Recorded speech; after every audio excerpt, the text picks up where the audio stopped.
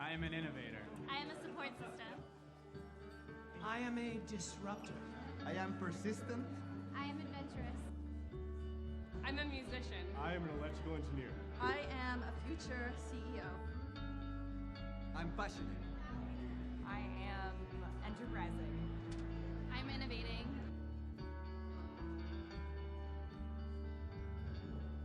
I am a dreamer.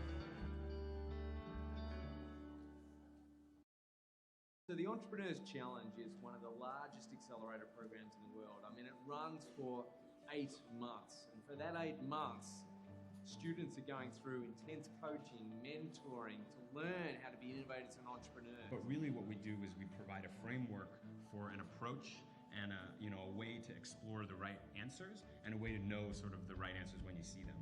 What happens here at Berkeley in the NYU ecosystem is folks are introduced to all this network of resources, which is incredibly valuable. What's important, I think, is you gain some insight as to what it means to actually start a company, start a business, build a team, figure out what you are and who you are in a team like this, and then take that and apply it some other time. When people think about entrepreneurs, they tend to think about people who want to make money.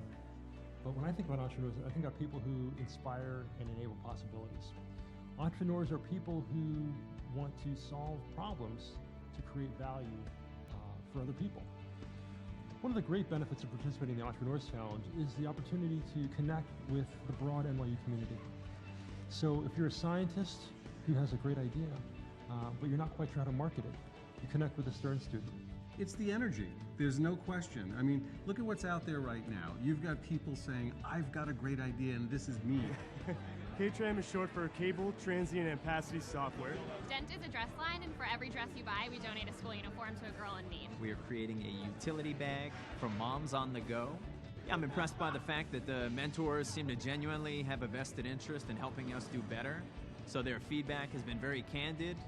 They've had great energy as well, and a great knowledge just of both the space, the market that we're going after, as well as business acumen in general.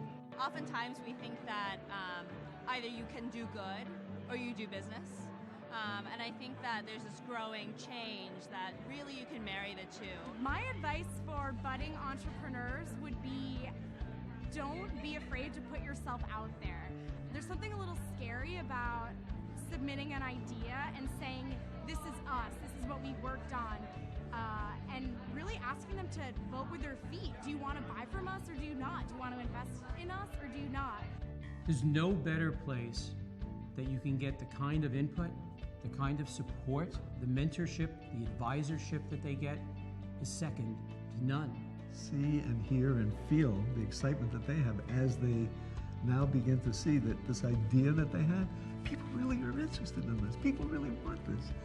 That's exciting. To me, that's what turns me on. We try to bring people together to let them know they can succeed, they can do it, they can take the ideas, they can get a mentor, they can get an opportunity to look out at the world, and in a little bit of a formal sense, they can look around and say, gee, this is a place where I can do things. Give them the opportunity to look inside themselves and try and figure out how can they convert that to a business idea. The Entrepreneurs Challenge is to inspire and enable our students, members of the NYU, broadly of the NYU community, to engage in seeking out the set of possibilities for value creation, for making the world a better place. And in the process, of course, they hope to make some money along the way.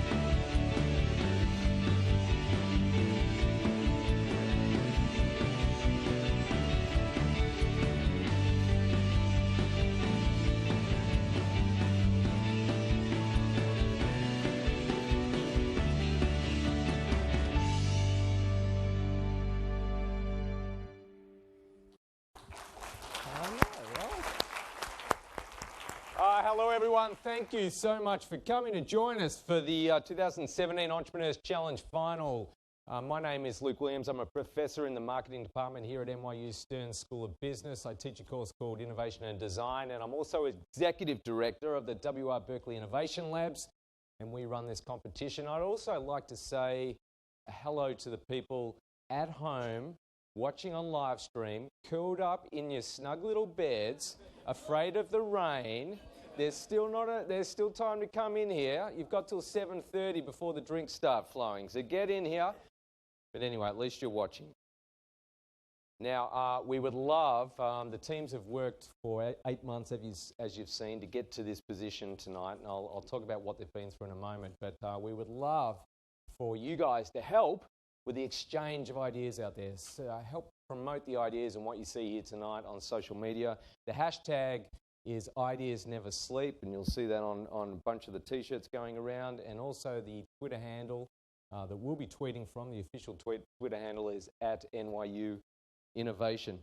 Now, it's my distinct privilege to introduce a man that has really inspired us all on what 21st century business education could be. He came to Stern and invigorated the community and really turned this place into what I can only describe at the moment as like this innovation machine. He got people excited about the potential of ideas. He got people excited about doing well and doing good in the world. He got people excited about looking at the world's greatest challenges and reframing them to be the world's greatest opportunities. You saw him on the video. One of his best quotes I thought on there was, "Inspire and enable possibilities for value creation." And that sums up what Stern is all about in the 21st century.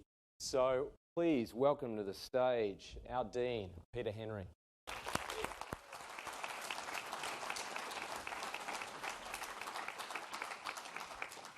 Thank you, Luke, for that kind introduction. Thank you for all that you're doing. My name is Peter Henry. As Luke said, I have the privilege of being Dean of the Stern School. And actually, when you think about innovation and you think about all the ideas that are coming out of the Berkeley Innovation Lab and out of NYU, we are all standing on the shoulders of a very great man who I just want to mention, Will Baumol, academic director of the Berkeley Center for many, many years, passed away yesterday at the age of 95 years old. Will lived an extraordinary life. He published more than 40 books. He was an artist, and he believed deeply in the power of innovation and had a lasting and deep impact on the field of economic growth, and in particular the impact of innovation in entrepreneurship. And he specifically talked about innovative entrepreneurship. And we are all standing on Will's shoulders today, so let's just remember Will. At Stern, innovation, entrepreneurship, and technology are really core to our curriculum and culture. The 300K Entrepreneurs Challenge is a big part of that and has been a part of that for almost 20 years now. Since 1999, the challenge has been a springboard for aspiring entrepreneurs. Over the years, the competition has consistently launched amazing startups. Among them are companies that have brought game-changing technologies to the marketplace and companies that have developed innovative business models with the power to transform lives in developing countries. Challenge teams have gone on to be acquired by Google, Amazon, and Twitter. A previous winner was recognized as one of the 50 most innovative companies in the world by Fast Company. And another was named the coolest college startup by Inc. magazine. This year, more than 600 students, alumni, and faculty from 16 schools across our global campuses entered the competition. Tonight, the final 13 teams will take the stage, and at the end, quite a bit of money will be awarded.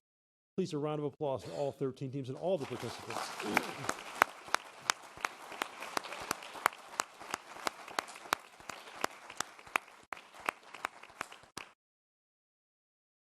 Yes, $300,000 of prize money, but the real prize is not the cash, although don't get me wrong, the cash is pretty nice. The real prize is getting 8 months to experiment with new concepts and try out new skills, all the while being coached and supported by NYU faculty, established entrepreneurs, and investors, yes, investors who care deeply about you and your success. For this reason, all 186 teams that entered are winners, because after this experience, you are better equipped with the knowledge the network, and the confidence you'll need to create meaningful change and, yes, value as an entrepreneur. In addition to being inspired by the teams, I am really grateful to the nearly 200 volunteer advisors, many of whom are sitting in this room right now, who generously gave their time and expertise to guide and support these startups. Thank you, coaches and judges, for all you do. If you're a coach or judge, at some point, please just raise your hand.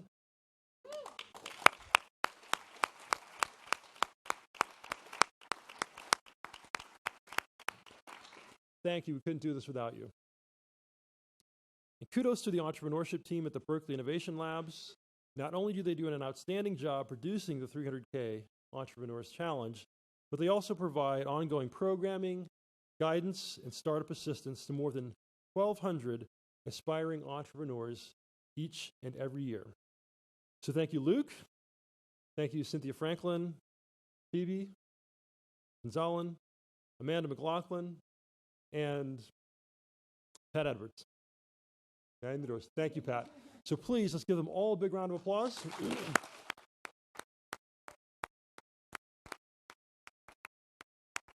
And with that, turn it back over to Luke. Thank you. Thank you, Peter. Thank you.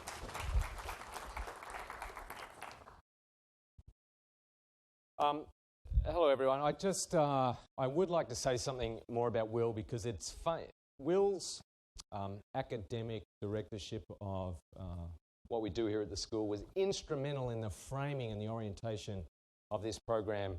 You know, it was Will Bommel that actually had the vision, and this is over 10 years ago, for a pan-university entrepreneurship initiative, which is quite remarkable. And, you know, his vision has come true across all the different initiatives happening around the schools. As Peter said, we started this competition with 186 teams from 16 different schools across the university. So Will's vision has definitely come to life.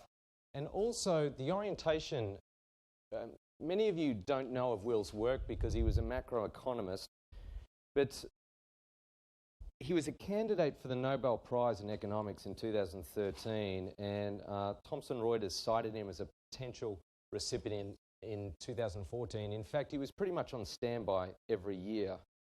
Now, the British magazine The Economist, I thought, summed up Will's lifelong work quite well, because they noted that traditional microeconomic theory normally holds a place for prices and firms, and this is going to seem ridiculous, but it wasn't happening in microeconomic theory. There was no real place for seemingly the most important engine of innovation, which was the entrepreneur themselves. And Will really put the attention on the entrepreneur themselves. The Economist summed it up saying, thanks to Mr. Bommel's painstaking efforts, economists now have a bit more room for entrepreneurs in their theories. Now, the book, The Free Market Innovation Machine, was the first theoretical analysis of the role of what Will called innovative entrepreneurs. And that brings us back to the competition, because when I first started here at NYU Stern, Will sat me down and he said, look, Luke, there's replicative entrepreneurship, which is like anyone can do. It's like starting a shoe store. The small business stays small. Every school in America knows how to teach replicative entrepreneurship. Luke, the other end of the spectrum is innovative entrepreneurship. No school in America knows how to teach innovative entrepreneurship. I think it should be us. I said, all right. So we reformulated the Entrepreneurs Challenge to figure out a way how to lead the world in innovative entrepreneurship. So all of our programming, the spirit of this competition, the ideas that you see tonight are all in that spirit of the challenge that Will put forward over 5 years ago.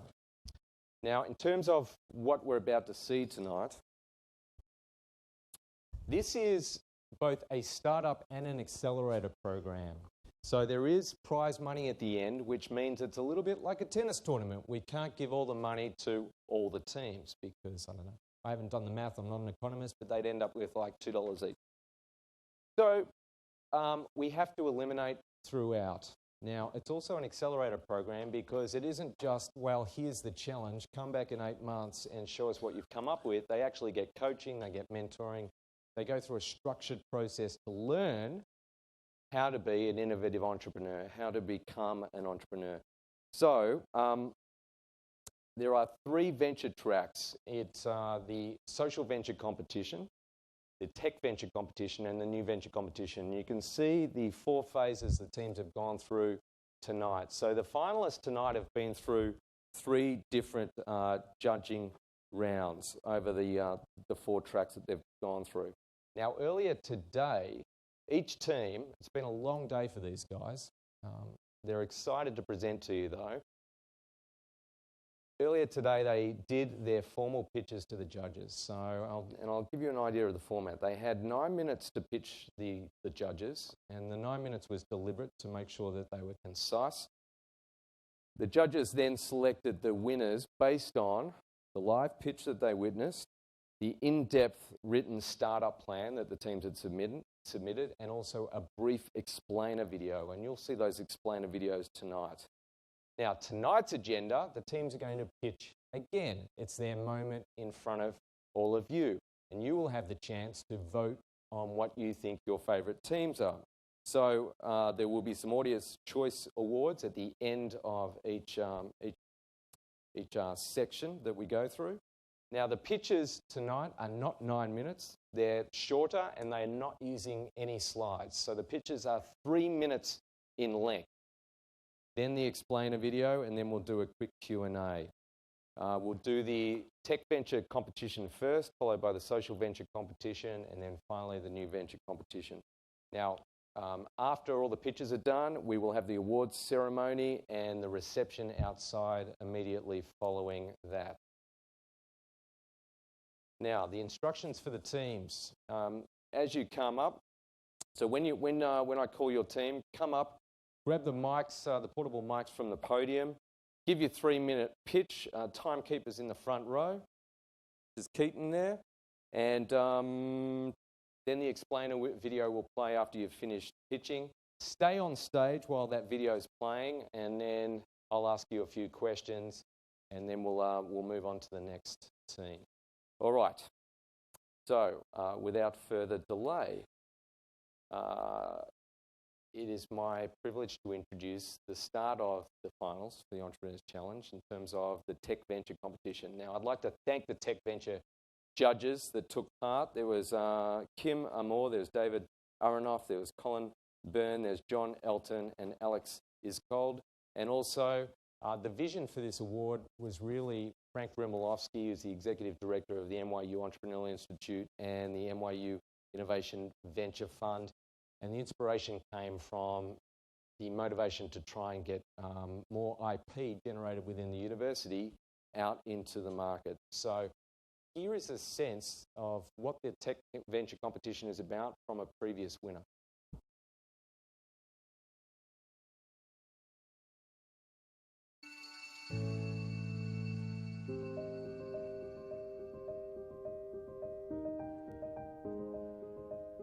We have a small biotech company that makes a product called Vetigel, which is a gel that stops traumatic bleeding in less than 10 seconds. Vetigel is made out of plant-derived polymers, so we take algae and we break them down into really tiny pieces of chemicals or polymers that snap back together when they go onto a wound. So in the future, when we get FDA approval, we're really looking at 2 different groups of people. So we're looking at the trauma care markets. We're looking at, these are medics and soldiers and EMTs and ambulance workers. And then on the other hand, we're also looking at surgical indications of the product. So these are surgeons and doctors and hospitals. The company got started back in 2010. Joe and I met at the teammate hunt at the NYU New Technology Venture Competition. And so we effectively went through the competition together that year, made it to the finals, and after not winning in the finals, decided that the experience was so rewarding for us and that we had learned so much and that it actually had invigorated us, about entrepreneurship to the extent that we wanted to start the company ourselves. And in a community like NYU's, don't be afraid to ask for help. There are a lot of entrepreneurs, even us included, when we first started, we were afraid to get out there and actually share our idea and collaborate.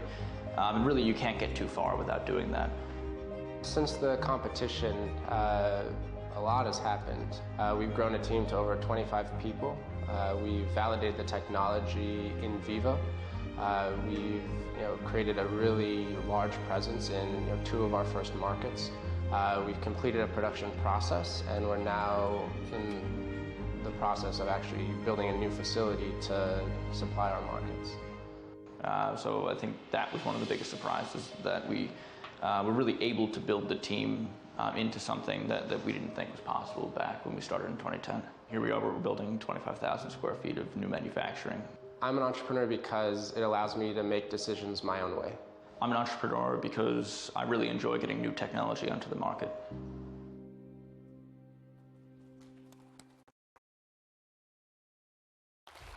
Got the next slide.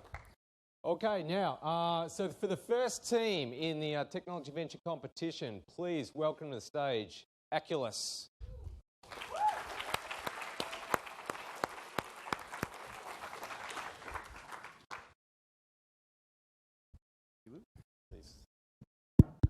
There we go.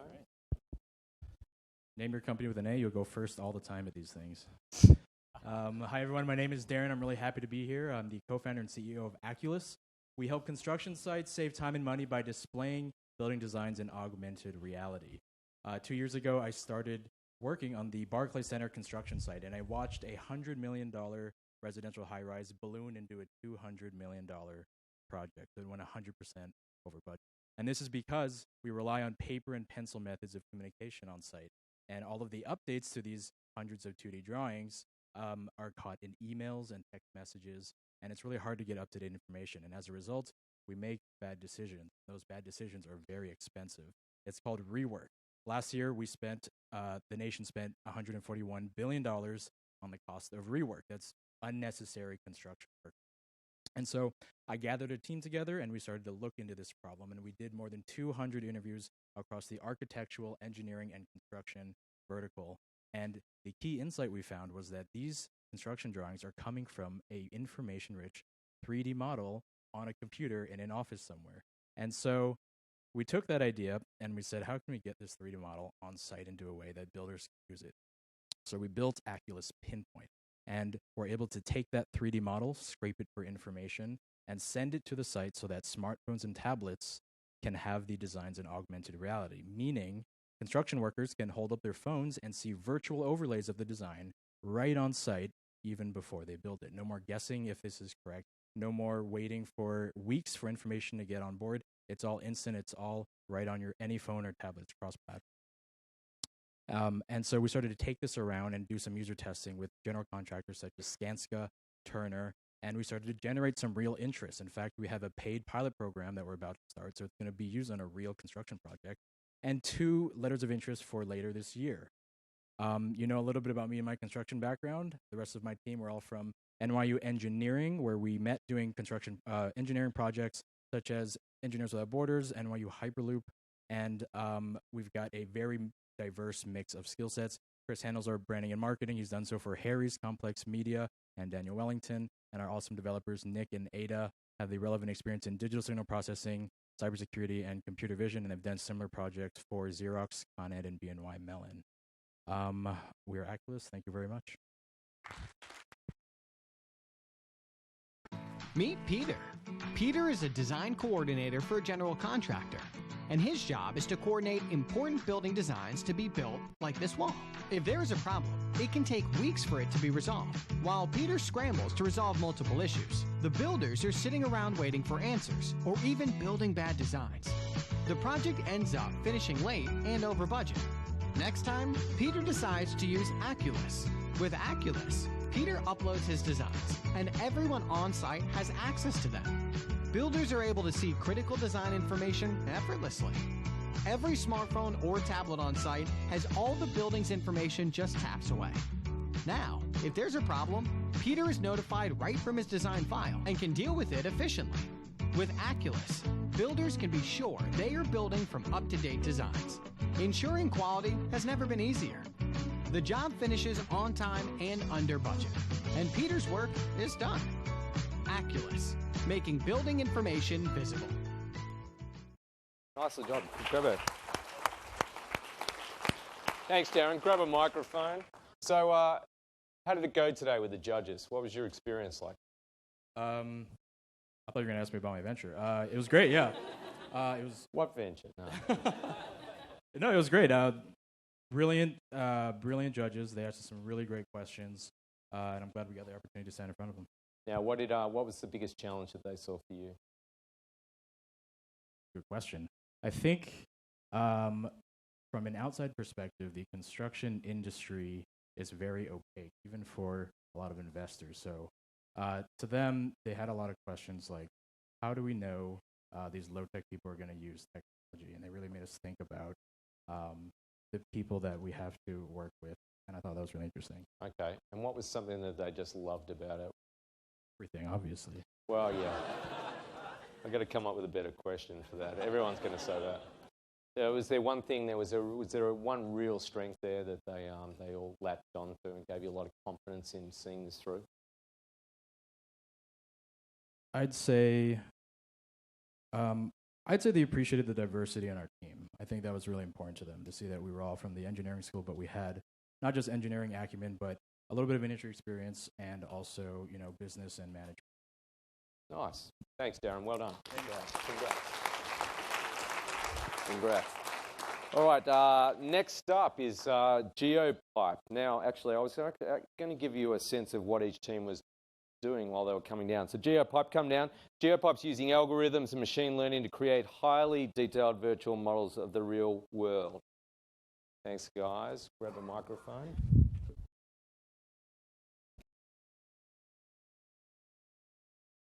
Hi, I'm Dr. Christopher Mitchell. And I'm Thomas Dickerson. And we're excited to introduce you to GeoPipe. As we were introduced, GeoPipe automatically generates highly detailed virtual models of the real world. So about 12 years ago, Thomas and I were learning graphing calculator programming back in high school. We met each other online, became eventually real-life friends, and have worked on many projects together since. About 4 years ago, we were both trying to put the real world into video games in some way, but unfortunately, we both found that we couldn't actually find virtual models to put into these video games in the first place. As computer scientists, we tried to figure out an algorithmic way to solve this problem, and from there, GeoPipe was born.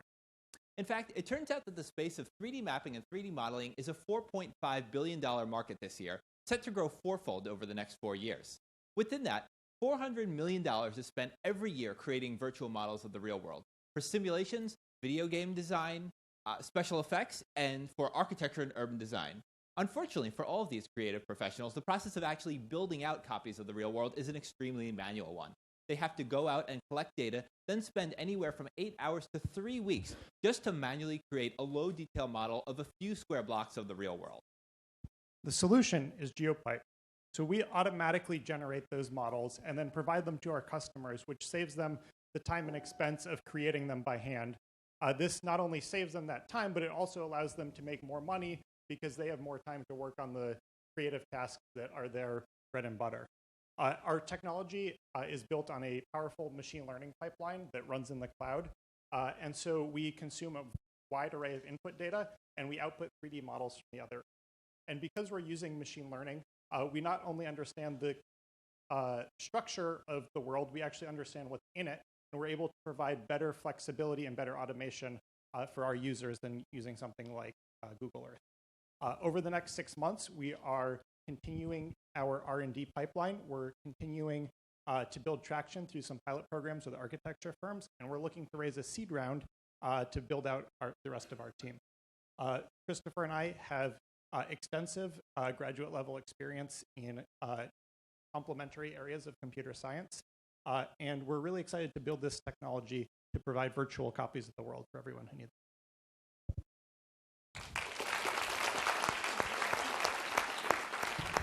Architects and many other professionals at tens of thousands of companies need to create virtual 3D models of the world on a daily basis. This is costly and labor-intensive. Some architects make these models by hand, taking photographs or looking at existing data, then painstakingly modeling each building in the world. It can take hours to produce a low-detail copy of just a few square blocks. Others buy or download available 3D models, but these are low detail or costly. Some even hire expensive drones and collect data that still requires manual post-processing. What if you didn't have to waste your time and money rebuilding the world as it already exists? Raw data about the real world is abundant. What if it could be automatically understood and refined into high-quality context models? This would allow you to obtain massings and realistic models without any manual effort. GeoPipe does exactly that. Here's how it works. We analyze the data on a large geographic scale and generate a semantic model of the real world. You browse the resulting 3D models of the world through our web interface. This interface allows you to select an area to download, as well as the level of detail appropriate for your task. Terrain, buildings, trees, massings, textures, details. The model files can be downloaded immediately and used in your existing workflow without learning new software. GeoPipe is your source for immersive 3D models of the real world. Nicely done, guys. So Christopher, couldn't help but notice there was an accent in that video. There was indeed. Yeah. English accent? English, yes. Okay. And why the choice of putting an English accent in the video? We were introduced to a voice artist by the director of actually an accelerator program that we were participating in called the Combine, that we were using to develop customer interviews, helping us perform actually over 255 customer interviews over the last 10 months. Okay. But that doesn't explain the accent. That doesn't explain the accent. It just sounded nice in the video to us. Right. Well, yeah. Well, you know, as we all know, an English or Australian accent definitely bumps up the intellectual quota of the pitch, of course. Now, all right. How did you guys go with the judges? What did they like about it, and what did they want you to concentrate on moving forward? So I think they liked the technology that we're building, and I think they also liked the fact that we'd really done our homework with customer discovery. You know, 250 interviews, quite a lot of interviews. 250. 255. 255. Fantastic. And I think for us, the thing to concentrate on, since we're both technical co-founders, is making sure that we're continuing to be engaged with the customer discovery process, making sure that we get somebody on the team down the line who has a better handle on some of the business. Yeah, I'd say that's accurate. That customer discovery has certainly allowed us to develop the business model, the pricing, to understand exactly what our customers want and what's going to work well with them from what we can produce, not only in terms of the product that we're giving them, but the pricing model, the way that we're delivering those models to them. The judges seemed particularly curious also to hear, as we are technical co-founders, about how the technology actually works and the kind of innovations we're bringing to the field that we're exploring. Okay, well done, guys. Thank you. Thank you. Okay, next up we have Tab U. Now, Tab U is eliminating the need for traditional bar tabs with an easy-to-use mobile app. Tab U. Thank you, guys. Welcome.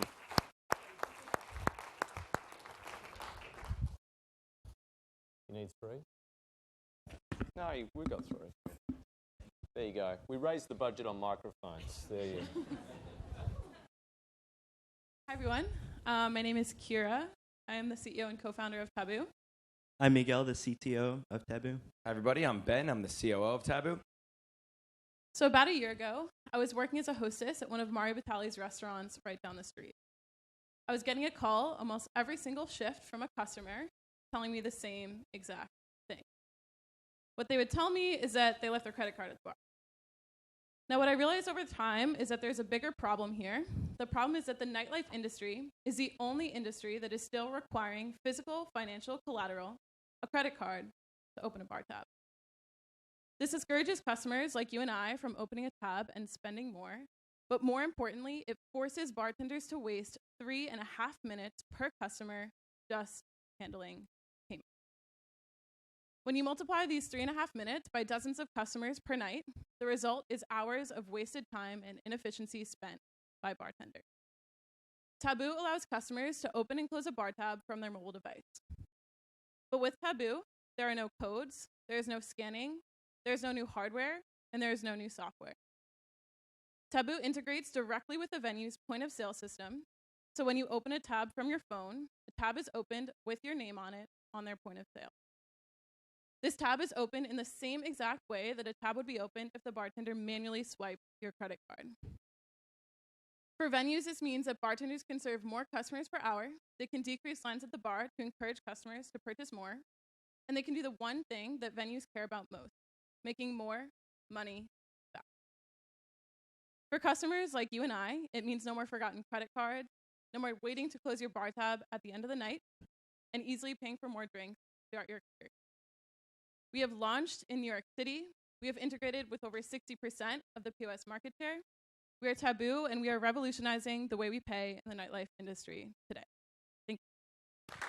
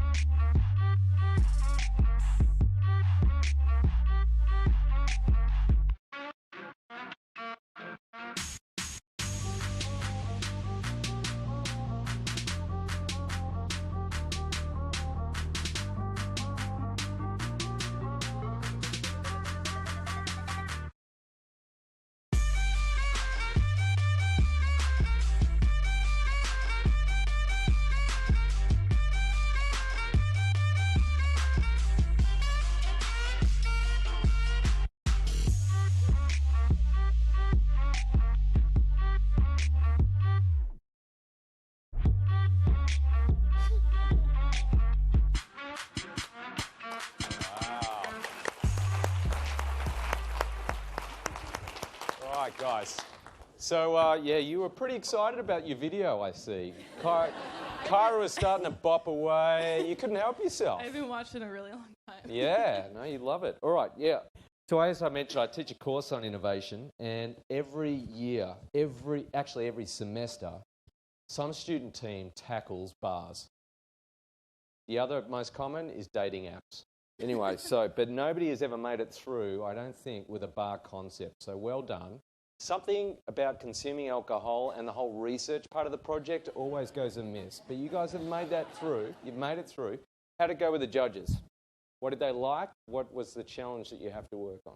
Yeah, so we got a chance to talk about this a little bit beforehand. And what they actually loved the best was that Miguel built the largest Minecraft server in the world. But about the venture, I think they really, really hit it home when we started explaining the technical aspects of the point-of-sale system integration. People have seen some apps like this before. A lot of people have tried codes and iPads, and I think that really stuck with them. Okay. Yeah. And what do you need to work on now? Well, I think the biggest challenge when you're tackling nightlife is acquiring venues. So they had a number of questions about that. I think we answered them sufficiently. And I think it's really just about hitting the pavement and continuing to hustle and be strategic and working with the venues to get more venues on board and increase the value that we provide to the venue. Because a lot of people who try to go into bar apps really only focus on the consumer because that's what they're used to. But they don't realize that you have to provide commensurate value to the venue as well. Well, you just like snuck another mini pitch in there. That was quite well done, guys. Well done. Congrats. All right, now it's time for MediViz, modelling actual patient anatomy in the 3D to better understand complex structures. MediViz.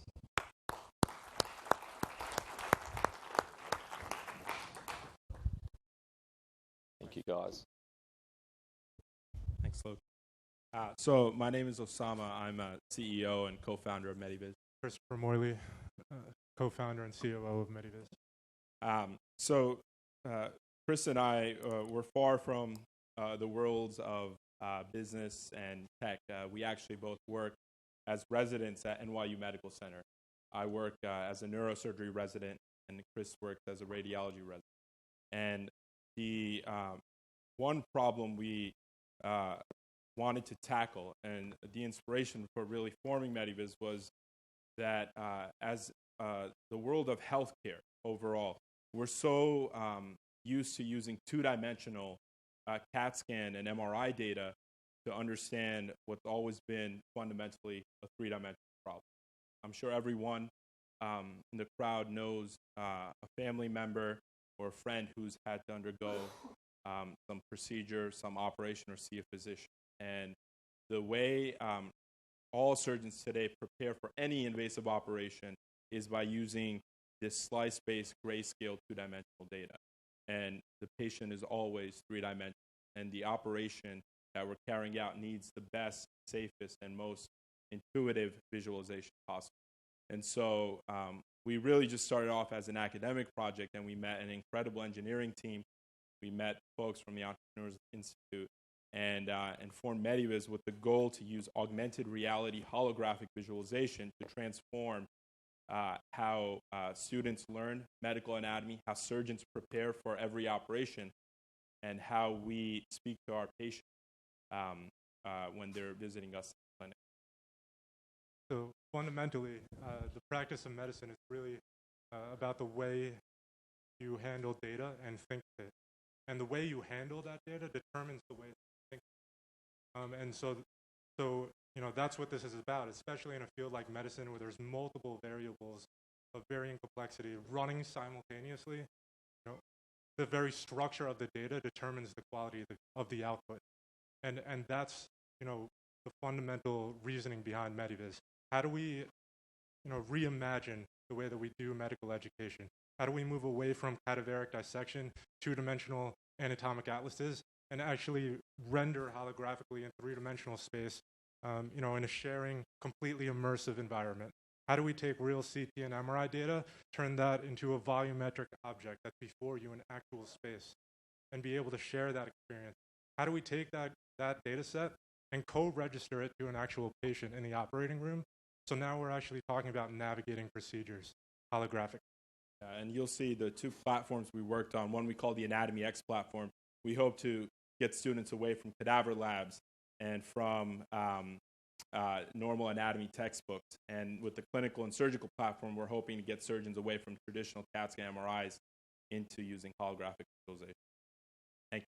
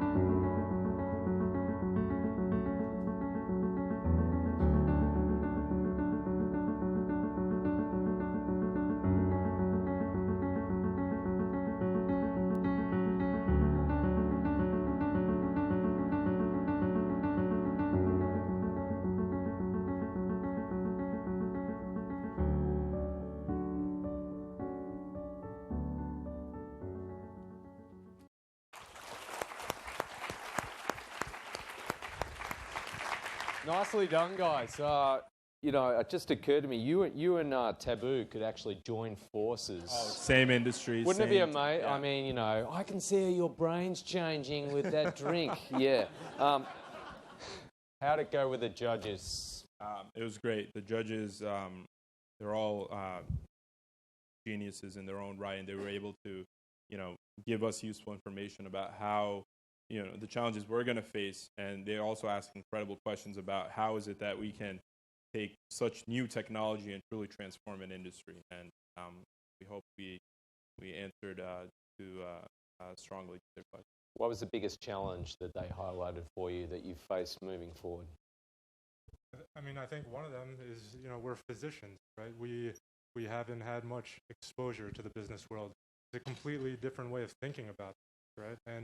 And so that's what the past 11 months have been about, is challenging our own way of thinking. You know, the problem solving that goes on in medicine and business, you know, they're similar, and there is certainly overlap. But I think, you know, that's been, you know, this entire experience has been about surrounding ourselves with people that, you know, they do this for a living, and kind of, you know, being a leech of all their experience and all their knowledge, and trying to apply all of that to our particular case. Well, we would love more collaboration between the medical school and the business school. Thank you, guys.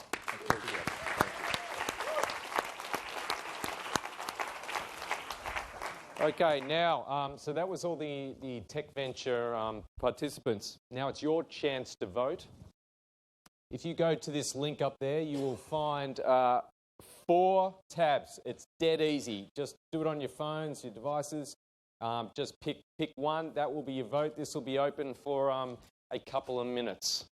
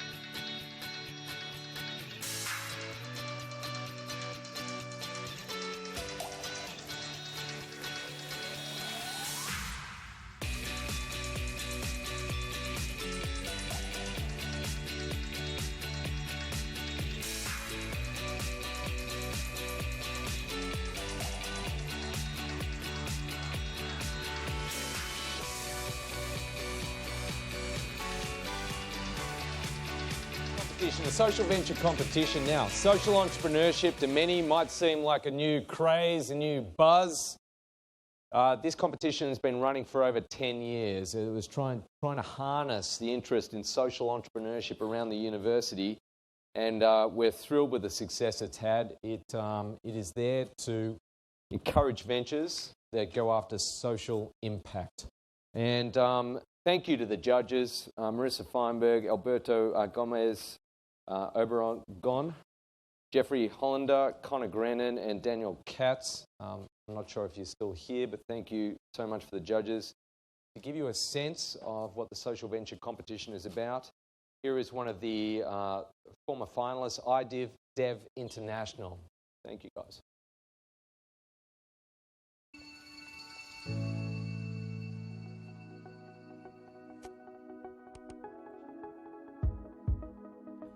My name is Patricia Chin Sweeney. I went to Stern and graduated in 2010. I am director and co-founder of iDev International. We are a global strategy and investment advisory firm focused on scaling businesses in emerging markets.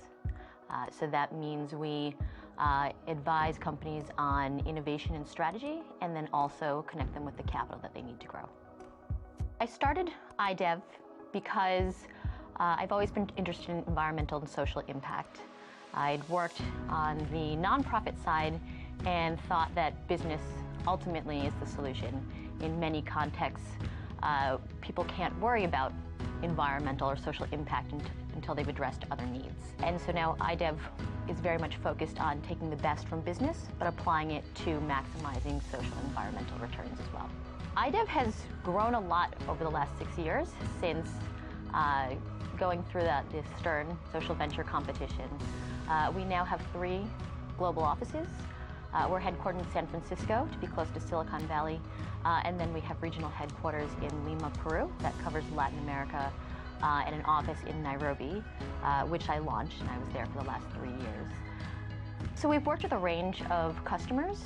That includes multinational corporations that have operations in emerging markets, but then ultimately what we do is we work with SMEs in emerging markets to help them scale, help them produce quality, and again, get the resources they need to get to the next level of professionalism. One company we worked with recently is called Twiga Foods. Twiga Foods is a Kenya-based company that has developed an app. In countries like Kenya, most commerce is done through informal kiosks. This app allows kiosk owners to order bananas and other products each week for their store. And when they do that, they also are paying through mobile money, and they're creating a credit history because they may not have a credit history otherwise. The network that Stern offered was incredible. I've met Sternies around the world, many that I went to school with, who are in the same field as me. They've referred a lot of business to us, and we've made connections through that. A Stern alum runs Citi's trade finance for sub-Saharan Africa, and we've talked to him on how we can collaborate and bring more foreign investment into sub-Saharan Africa. I'm an entrepreneur because I saw an incredible opportunity that needed to be pursued and wasn't being addressed by the market.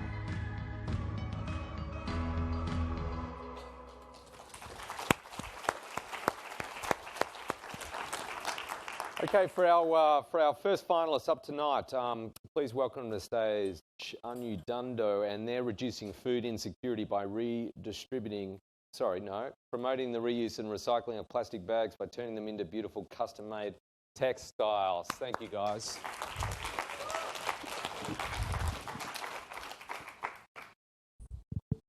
Hello, everyone. We're anodando. I'm Raquel Sereno, and this is my partner, Shara Fresa. I want to start with a phrase. Something old, something new. We're helping craft communities, and you could too. We started Anodando 3 years ago. I've always been very, very passionate about craft since little. Dad worked in the forestry industry, and Mom had a craft shop, and that's how I really got involved with Mexican artisans and the culture that we have in Mexico. Therefore, I got very much into it and ended up becoming a designer maker. and also did a master's in sustainable design. Whilst on my master's in the UK, I got fascinated by Michel Vagemann's precious waste technique, which consists in transforming plastic bags into textiles through handcrafted processes. And I thought that was just spot on for Mexico, because we have a huge pollution problem and we have amazing craftsmen in need of work. And I went back to Mexico, dropped everything in the UK, took my husband there as well. And we've been there since 3 years ago. We started as a research project called Renacimiento, which means rebirth in Spanish. And after working with the craftsmen and really getting into the field, learning about their work, I decided a research project was very nice, but it was not really gonna create huge impact. And that's when my brother and Shara came along, and today we are a social enterprise. Oh, well, as a political scientist, and as she said, an expert in art and sustainability, we truly believe that we can empower people, those who has been forgotten by many of us, through their own craft, just making them remember they have the power to change their life. So thank you, everyone. We hope you enjoy the video.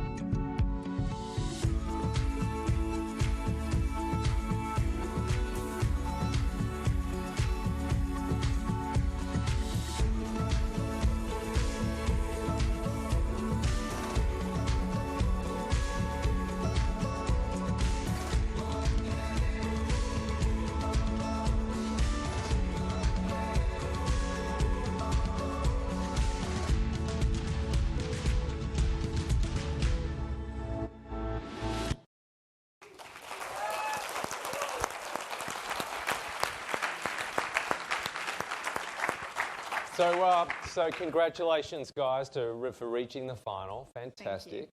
How did it go today with the judges? I think it went really well, despite the fact that Shad has been quite ill for the last week. We managed to pull it off. No voice, but we're getting there. We're getting there.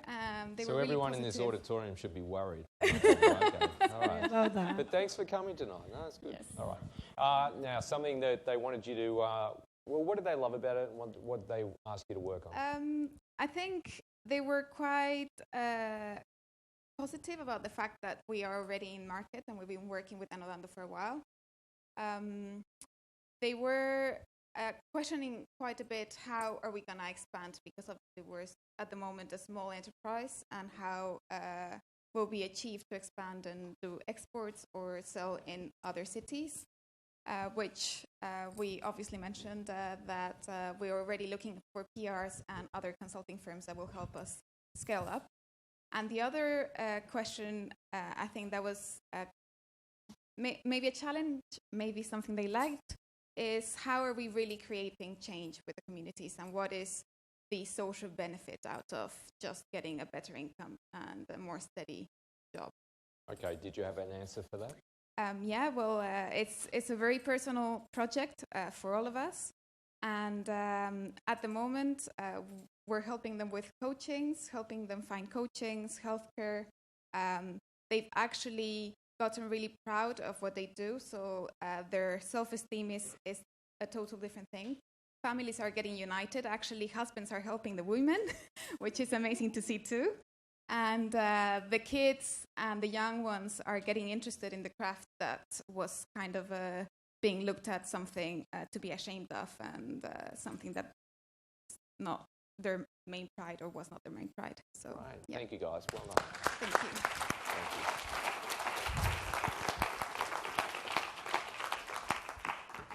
Okay, next up, I started reading them before. We've got Share Meals, reducing food insecurity by redistributing unused campus meal plan swipes and food supply surpluses from events. Thank you, guys. Hey everybody, my name is John. And I'm David Kim. I want you to imagine if everybody on this side of the room didn't eat today and will not eat until tomorrow. That is the reality in our classroom. 42% of our college students are food insecure.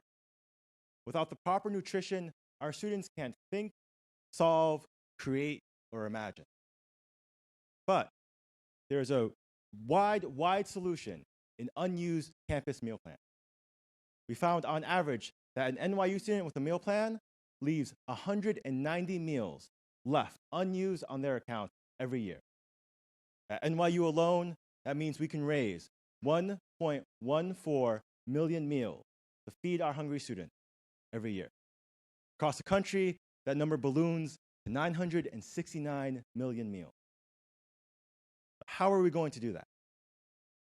David and I created ShareMeal, a digital social platform where students who have extra food can connect and share with students in need.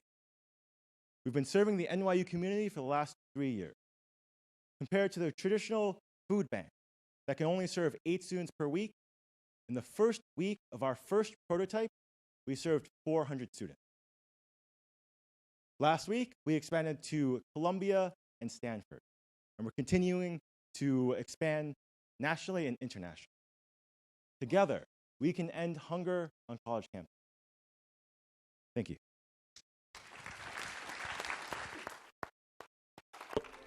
Share Meals is this digital platform where if you're hungry, if you're starving, if you're food insecure, you can immediately see opportunities around you where you can get free food.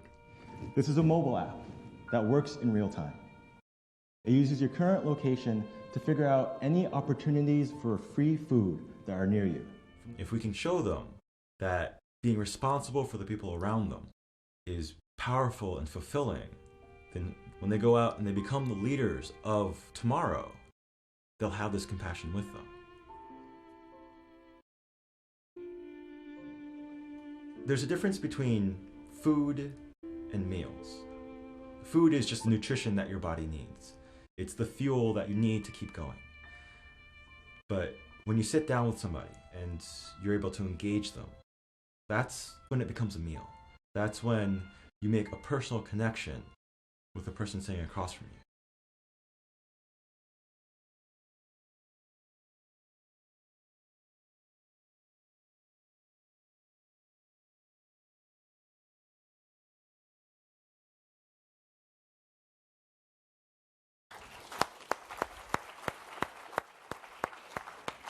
Thank you, guys. So, how did it go? How did it go with the judges today?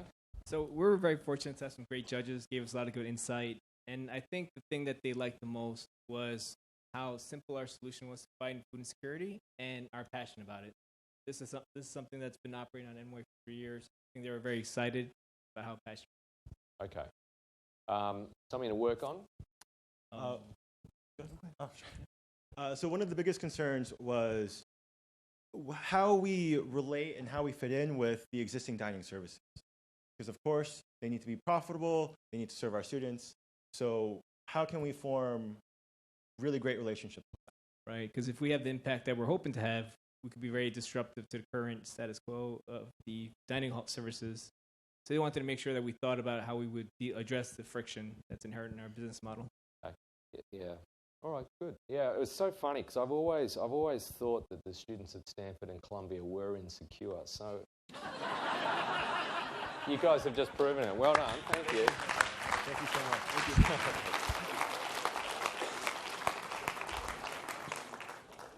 you. All right. Next up, Hakook. Hakook. Wow, we got some crazy, fantastic, guys. Wow. Providing real-time assistance for the homeless by creating a network of volunteers willing and able to help someone in need. Give them a round of applause.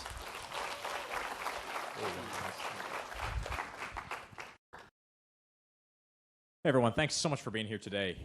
So all of us being New Yorkers probably today encountered homelessness on our walk to work or our walk to class.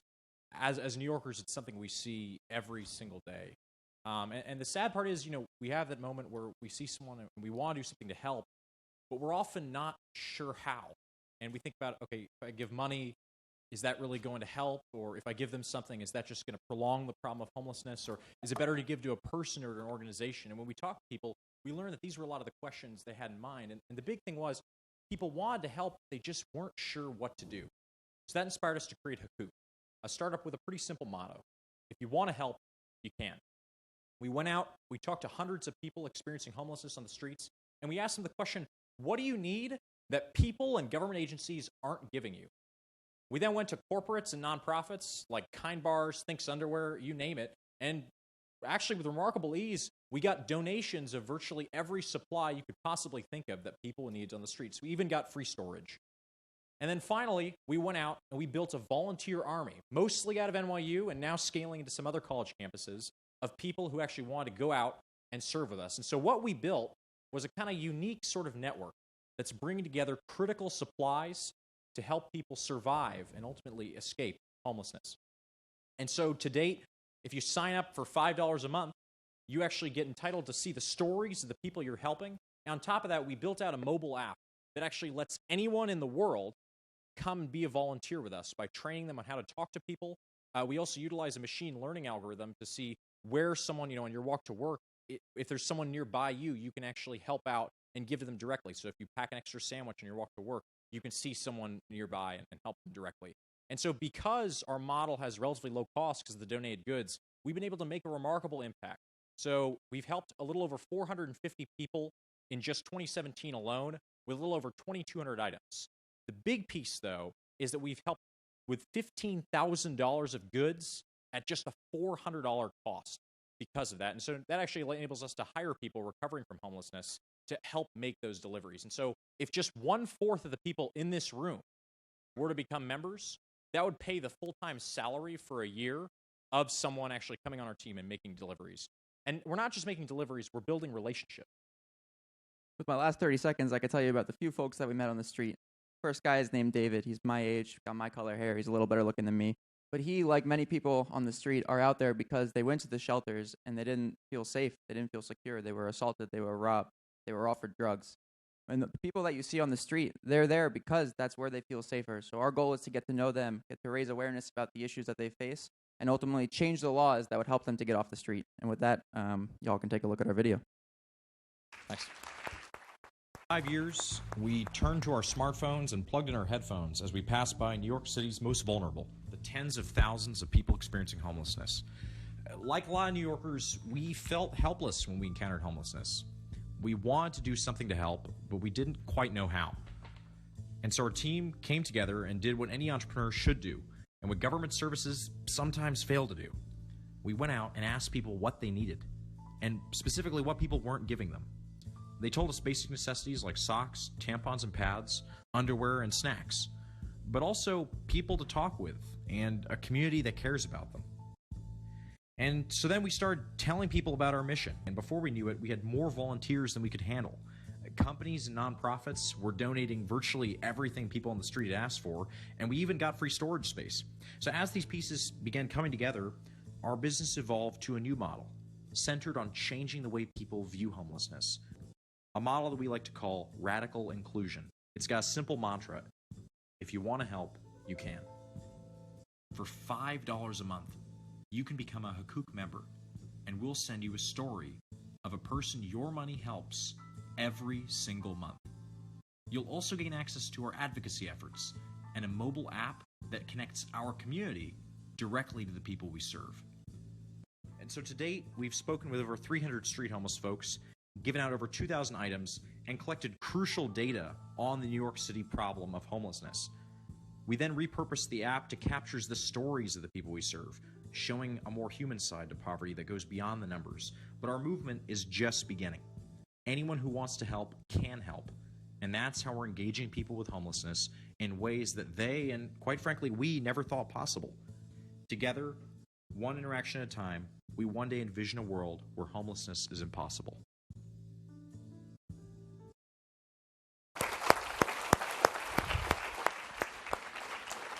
Wow. Now, was that your voice in that video, Josh?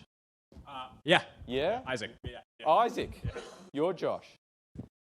Nice to meet you, Josh. Yeah. Nice to meet you too. Nice to meet you, Isaac. Yeah. Isaac. Wow, Isaac. So you've got quite the voice there. So you're a voice talent. That's our side service, yeah. Yeah, that's the side service, right? It's Extra revenue stream. Yeah, as long as people don't tell you you've got a face for radio, you don't want that. But anyway, I also like your style, guys. I think you guys are the most stylish guys that I've seen up here tonight. Yeah. Blue blazer and a t-shirt is the go-to look nowadays. It's a way to go. It's a way to go.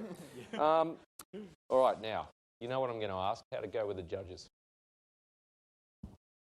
Well, I think it went pretty good. Yeah, we were definitely happy with it. And this whole experience has just been incredible.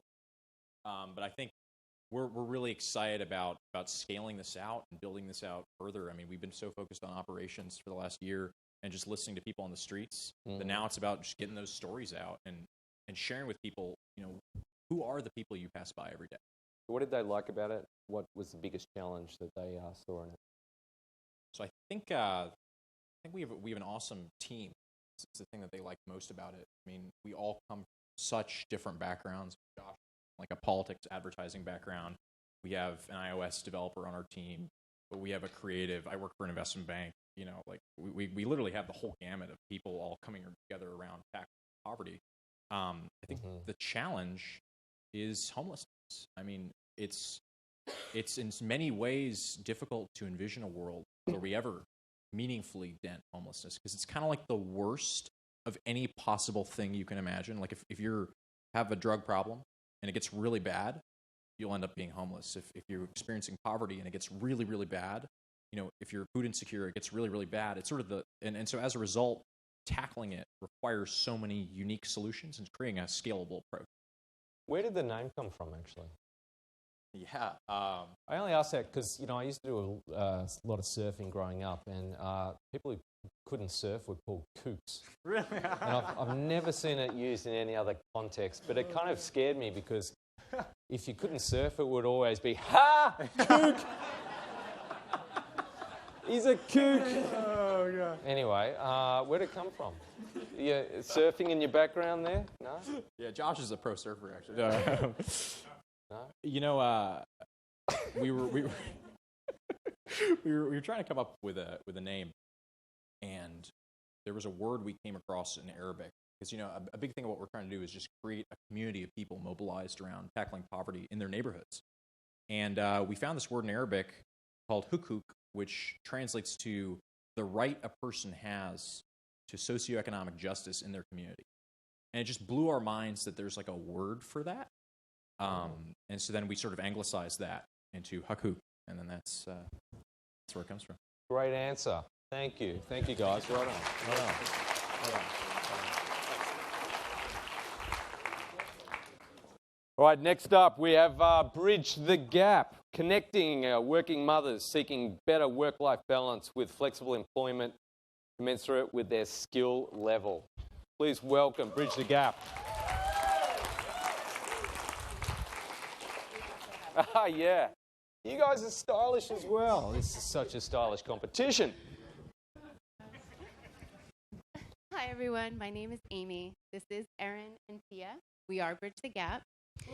We're here tonight because we are determined to keep women, specifically mothers, in the workforce. This is important to us. It should be important to you, and it is vital to our economy. Women are leaving the workforce today in staggering numbers. It's because they're starting or growing their families and they're facing the challenging demands of a full-time career. We've spoken to countless women who tell us the same thing over and over again. Flexible career options are scarce, and the ones that do exist typically don't pay commensurate to skill level. We've felt this pressure firsthand.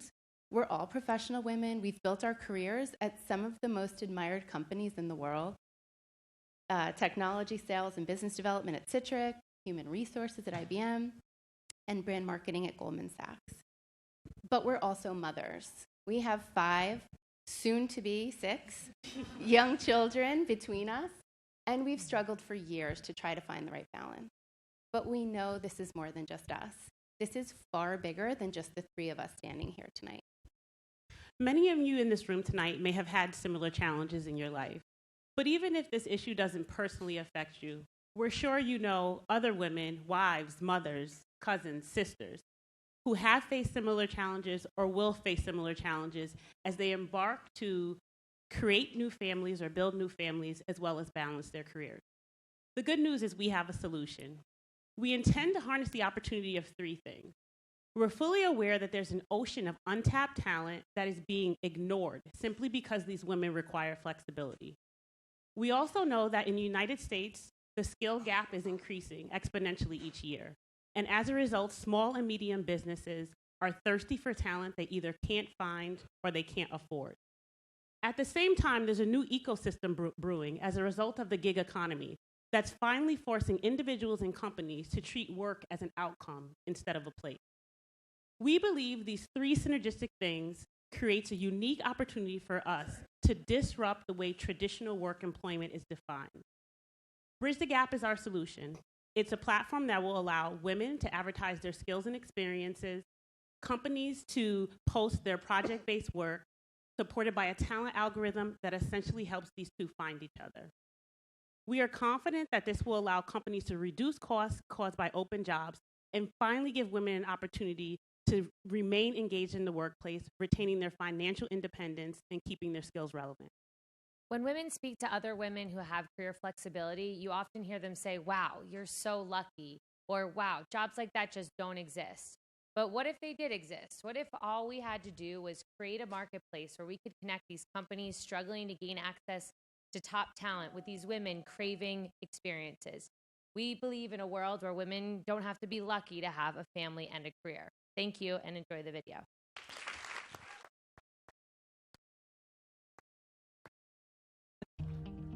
When more women work, economies grow. There are more women entering the workforce than ever before. But years later, they are leaving in staggering numbers. Where have these talented, highly skilled professionals gone? They are at home, focusing on their families, while their professional skills sadly sit idle. Why? Because they felt they couldn't find the right balance. There are more than 10 million of these women, creating one of the most diverse and massively untapped talent pools. At the same time, companies are struggling to recruit and retain talent. The dollars add up when it comes to hiring, training, and paying benefits for full-time employment. These challenges make it difficult for companies to stay competitive. How is it that this pool of idle talent and this marketplace of job opportunities remain so disconnected, creating a massive gap? Our answer is simple. Nobody has built the bridge. Until now. Bridge the Gap is a platform to connect highly skilled women with small and medium-sized businesses offering flexible, project-based opportunities. We plan to capitalize on today's gig economy, which is disrupting traditional workplace environments. Work is not a place, but something we can do anywhere. How does it work? Women post their skills and criteria to our site. Companies post their project-based flexible work options. Our matching capabilities ensure that companies and women are matched with their best candidates. With Bridge the Gap, companies gain access to top talent while shifting to variable employment costs that can increase or decrease based on business needs. Women are not just half the population, they are half the economy. Empowering women provides economic benefits to families all across the country. This is what inspires us. We must change the way things are today. We must bridge the gap. For more information, come visit us at www.bridgethegapandbeyond.com.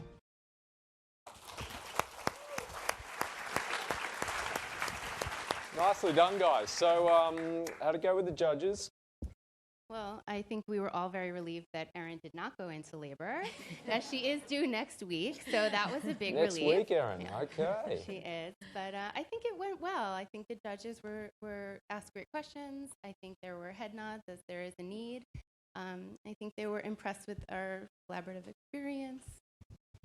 Yeah, and it's a learning experience. I mean, each time we've gone through this, we've been able to really evolve the message and really pick up and hone into places that we need to focus more time on or things that we need to highlight. You know, we've had prior pitches where they said things came out in the Q&A and they're like, why aren't you talking about that? You need to highlight that. And so we were able to really, you know, move those things into our pitch, but it was a really good experience. And what's the biggest challenge that they want you to focus on moving forward? There was some commentary around social impact. So I think, and this isn't the first time we heard it, it's easy to assume that this is, you know, a rich lady problem. But the reality is there's women like me, right, who grew up in one of the poorest neighborhoods in the South Bronx, spent a really long time investing in my career. And when I had a family, because I don't have generations of wealth to sit on, I didn't have an option to take care of my kids. I have to work.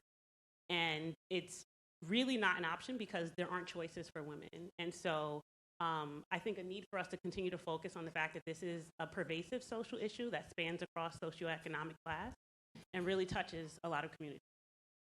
Thank you, guys. Well done.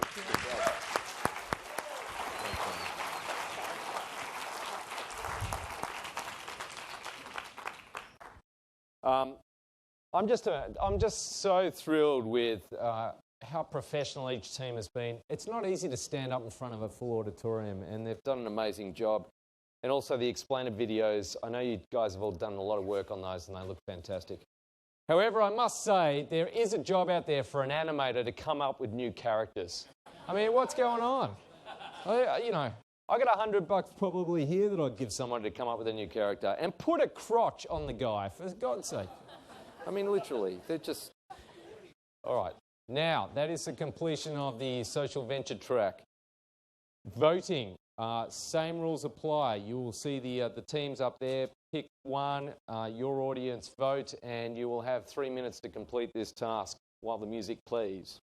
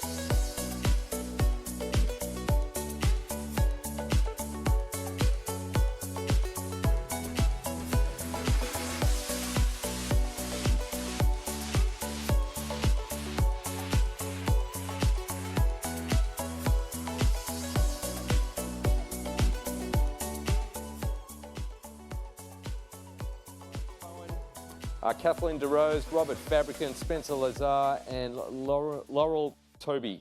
Now, to give you a sense of what the new venture competition is about, here's a previous winner, Course Horse.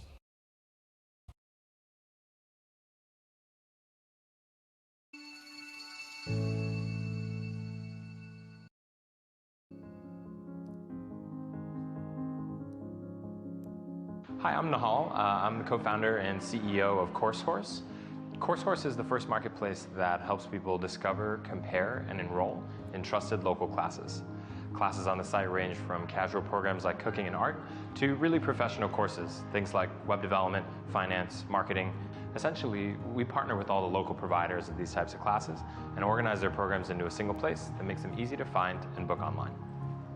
So after winning the competition in 2011, we went on to raise a $500K seed round in the summer of 2012. With that, we hired the first few members of our team, and by early 2014, we'd grown revenue about 25 times and were able to raise another round of funding of $1.3 million, again from angel investors in the community. From there, we doubled the team again to about 12 or 13 people and dug in to launch new cities, figure out customer acquisition, and ultimately get to a point where we went out to raise sort of a true Series A round just this last fall, where we raised another $4 million and are operating always sort of close to cash flow positive, but are now sort of really investing in a higher level of growth. When it comes to leveraging sort of the Berkeley Center, in particular, the competition really plugged us into a mentor network of folks who were able to answer the questions that we just couldn't anticipate before we were sort of in the hot seat and making those decisions. We were really able to plug into resources across every different aspect of the business. And I would say from a competition perspective, the biggest thing we learned was how to tell the story. And you find that ultimately communicating what you do in a simple, concise way ends up being critical to going out and fundraising, hiring talent, or driving partnerships. I think the biggest piece of advice has to do with just being persistent. When people don't get back to you, keep reaching out. When one thing isn't working, sort of just keep pushing at it, keep iterating on it, and ultimately, if you stay in it long enough and are learning fast enough, you'll figure out a way to move past it. I'm an entrepreneur because I'm passionate about solving big problems, but also because I wanted the independence to try until I figured out the solution that nobody else could.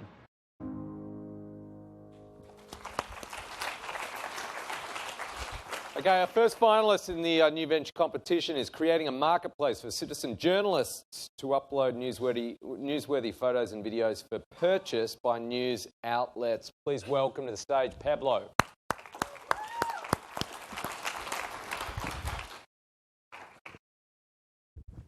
What's up, NYU? Let's give it up for all the rock star companies over here today. And for Professor Luke for bringing us all together. My name is Platone. I'm Victor Chu. I'm like cup noodles. I'm hot, I'm yellow, and I'm done in 3 minutes. Dude. I thought they said you couldn't say that. Well, I don't know what they told me, but... You know what? If you're like a cup of noodles, I'm like a passion fruit. Wait. You're not a passion fruit. Dude, I'm like a passion fruit.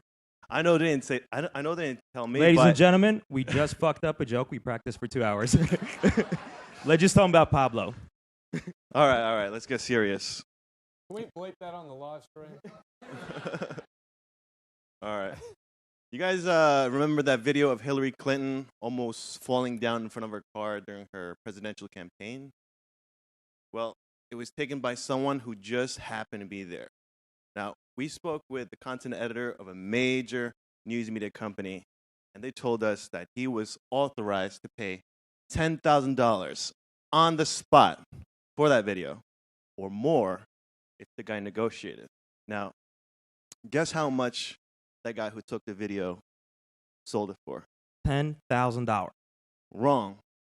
He gave it away for free. He left $10,000 on the table. And this happens all the time. You guys remember the Harambe video when the gorilla got shot? Or the United video when the guy got tossed off the plane? Yeah, so you guys could probably think of other examples of photos and videos where the media plays them and they make a killing. The people who actually take that content on their phones rarely make a dime. Fact. Everyday people like you and I have photos and videos on our phones and on our social media platforms that news companies want. But we rarely sell them because we don't know we could, and there's no easy way to do it. In fact, media companies want the content on our phones and social media platforms, but they can't find it and they don't buy it because there's no easy way of doing it. And it doesn't have to be these viral videos like Hillary Clinton or the United disaster, right? It can be things you see every day. It could be a protest in the park. It could be a wacky person you see on the train. It could be an accident. It could be a celebrity. It could be the cutest puppies you ever seen where people are literally melting into the ground looking at them, right? Media companies want all that stuff. And I'm willing to bet that every single person here probably has something on their phones or media profiles right now that companies want. We can't sell it until now. Come and join us on a journey where we come from a startup right here, right now on this stage, to a company that gets people paid for something they already do today. Take photos and videos on their phone. It's that simple.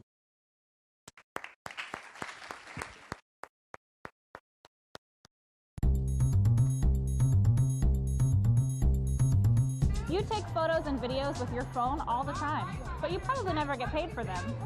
What if you could? The Pablo app lets you take, tag, and upload a newsworthy picture or video to a platform where news media companies can find it and buy it for at least $50. Pablo makes it really easy for people to get paid for their pictures and videos. Newsworthy things could be a celebrity sighting, a fire, or the Chinese New Year parade in New York.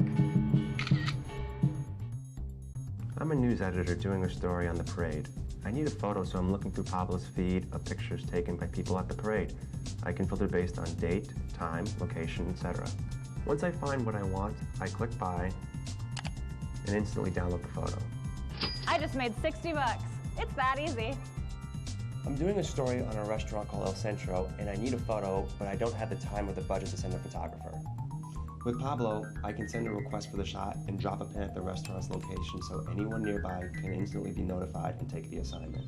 Pablo saves me time and money and instantly gets me photos and videos I can't get anywhere else. Ah, El Centro.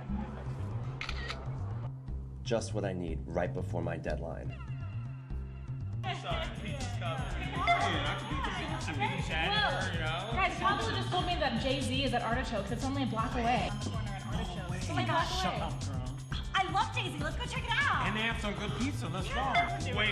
Wait. Pablo says he's there with Bieber.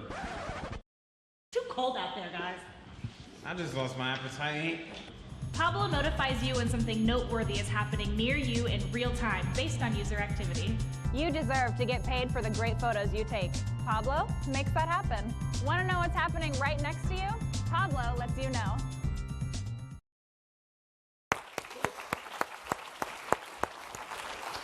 All right, guys, how'd it go? One thing they liked, one challenge for you next.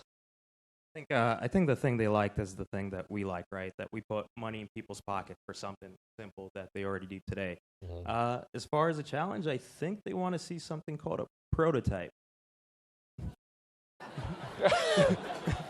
All right, good. You made a note of that? You wrote it down? All right. Yeah. All right. Good. Thank you, guys. Well done. You do it. All right. Well done. Cheers, guys. All right. Next up, we have a company leveraging blockchain technology and mobile access to serve underbanked populations globally. Please give it up for Omni.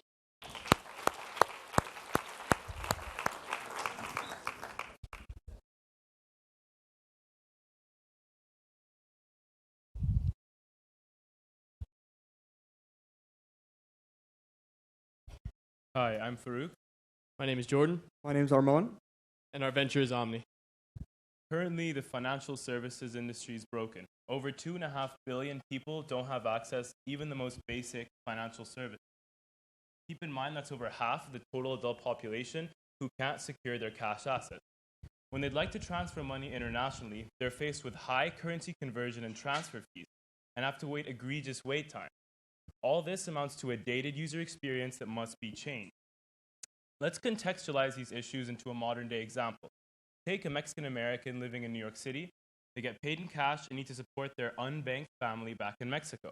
When they'd like to transfer money, they have to pay up to 7 to 10% in fees and wait up to 3 days before their money even arrives in Mexico.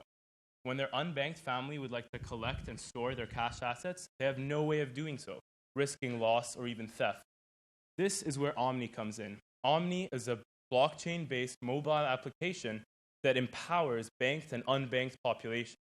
We use Ripple's distributed ledger, a technology that allows us to digitally transfer cash assets in a matter of seconds and at 1/10 the cost of existing institutions.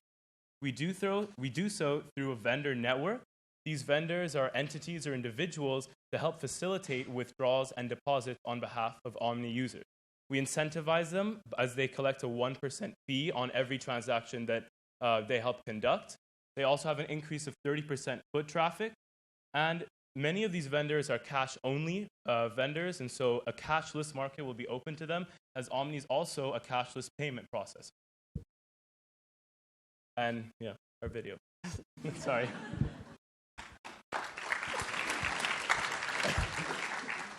Currently, over 50% of the world's population is underbanked, and 100% of the world overpays for the subpar monetary services they are afforded.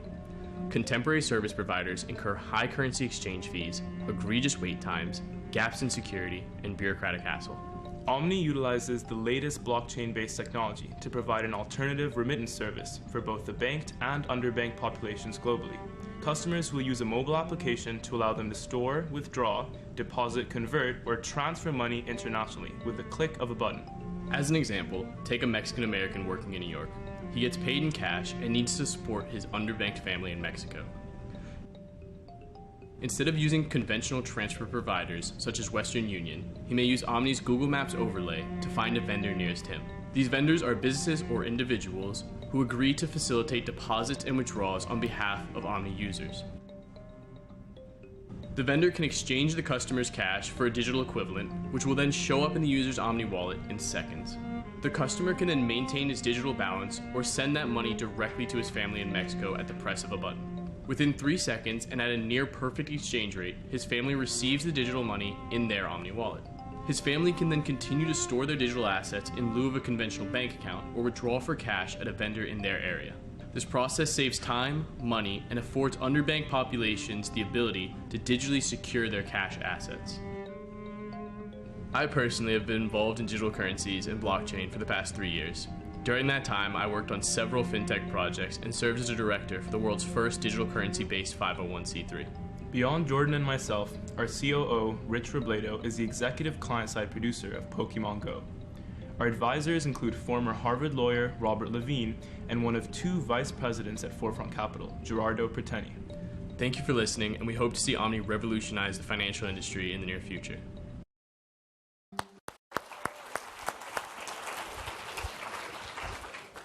You're wearing the same sweater. I know. I just realized that now, and I just told him. I was like, that's so embarrassing. I was just worried about you. I have no other clothes. This is my only outfit. You have been home, right, to sleep. All right. So, how'd it go, guys, with the judges? One thing they like, one thing to work on. One thing they liked, I think, was the team and the idea itself. It disrupts, the regular industry. It's financial technology, and it empowers and has a social mission to it. Something to improve on is definitely gaining a regulatory compliance like KYC. Another thing is to gain the trust of these individuals in markets like Mexico or in Dubai, and gaining the trust of these people to help us transfer their cash assets, which is something we're looking into this summer when the Stern Venture Fellowship Program, and we're going to be working full-time on the startup. And go to Silicon Valley and seeing other startups and how they actually gain the trust of their customers. Nice. Well done, guys.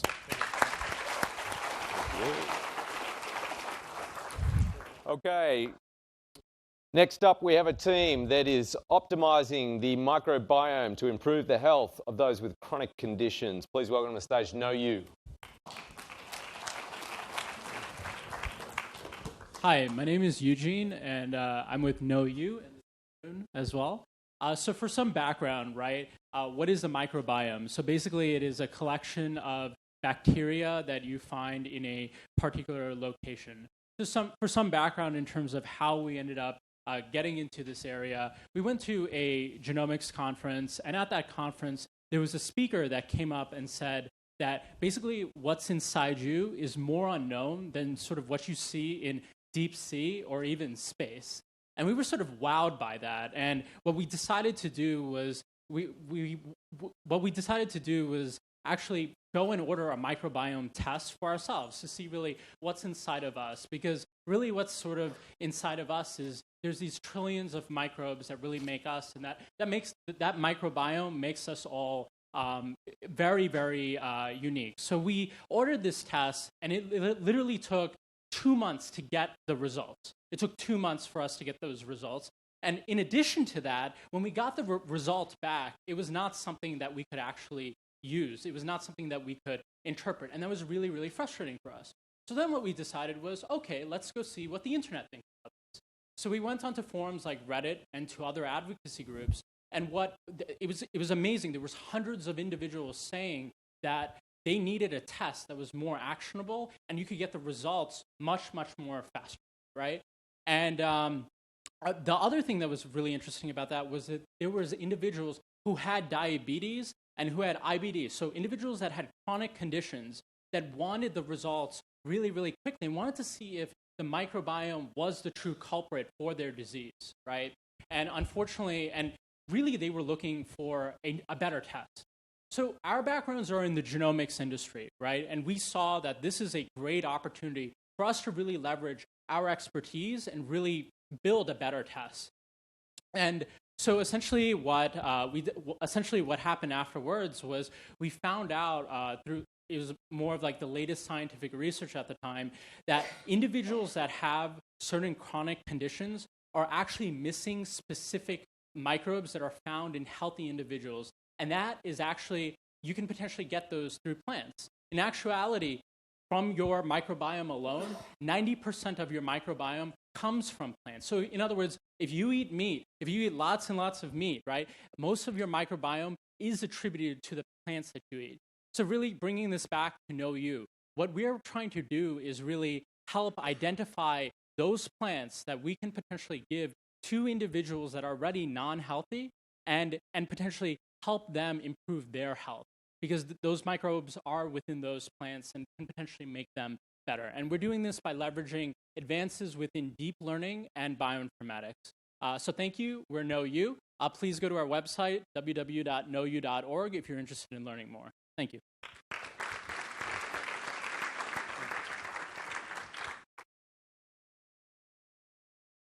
We are Know You. Did you know your body is more microbes than human?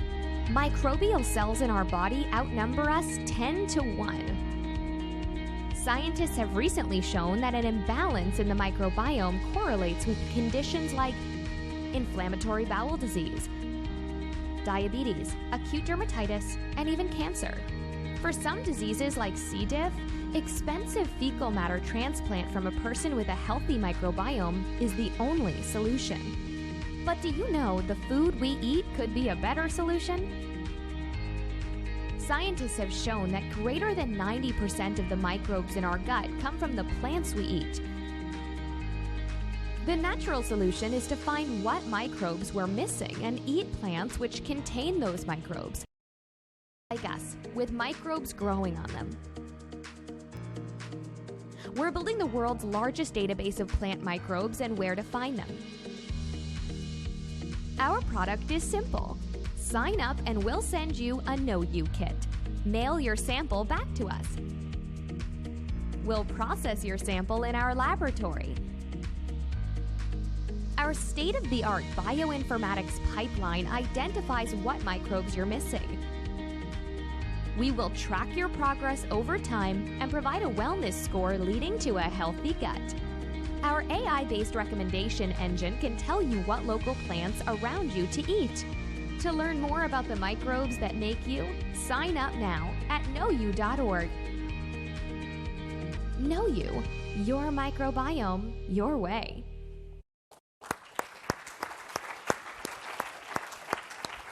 So well done, guys. How'd it go with the judges? One thing they liked and a challenge for you.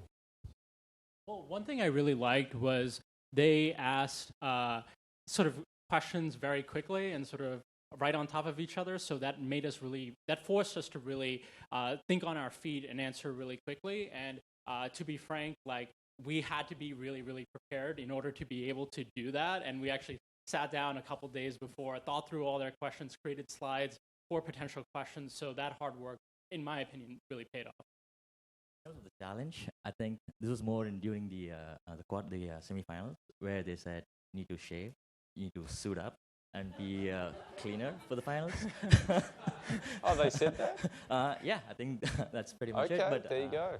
Okay, so you got the memo. But that's not the challenge moving forward. I mean, what's the challenge moving forward? Because you've got the suits now. Sometimes it's the suit that makes the man. So, what's the challenge for you guys moving forward? I think the most challenging question that we got was one, the incredible complexity in what we are trying to build, and what is needed, and how quickly can someone do this, or what is really needed to start from position A and go and build up this complex network of plants and people and diseases, and can you really make a change from affected person to a healthy individual, and is the science really there yet? The science there. All right, well done, guys. Congrats. Thank you. Thank you. All right, our next team is improving health with a discreet in-nose air purifier. Please welcome to the stage, Respirana.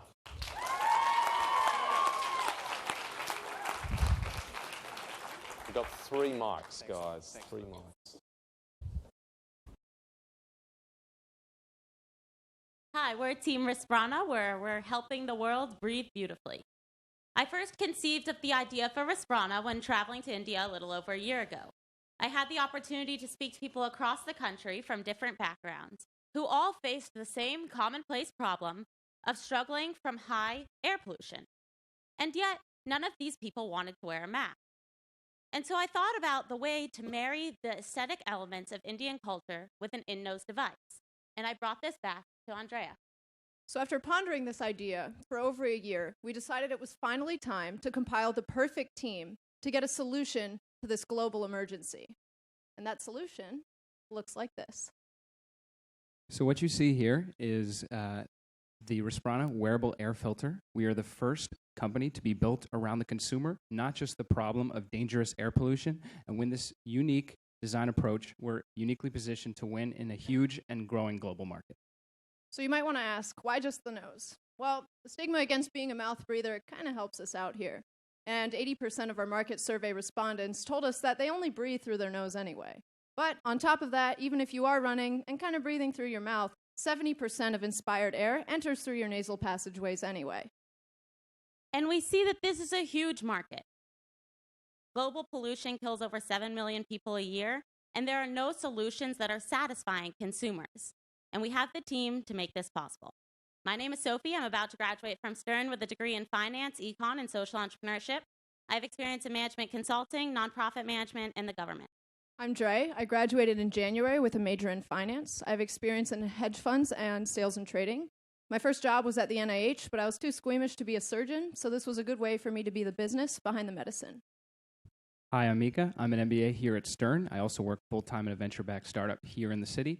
And I've always had a passion for the environment and sustainability along with technology, and I'm really excited to be a part of this team.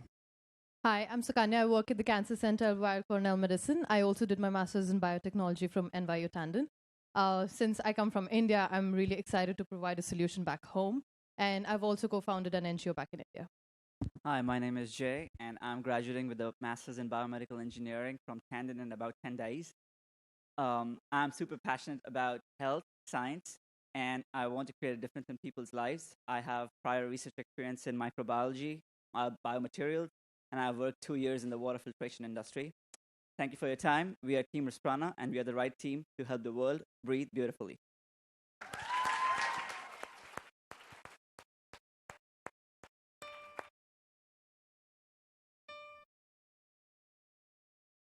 Air pollution causes 7 million deaths every year, and we're all at risk.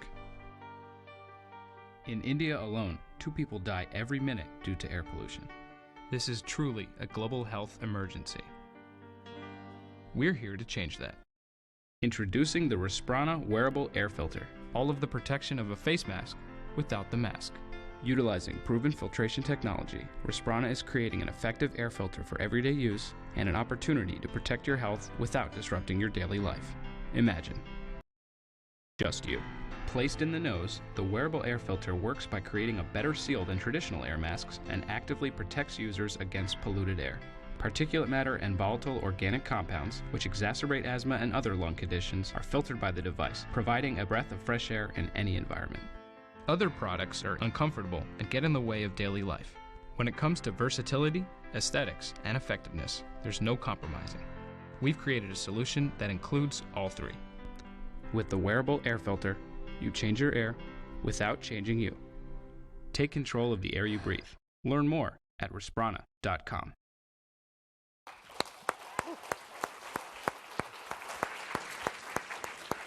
Okay, guys, your experience today, something they liked and a challenge for you in the future.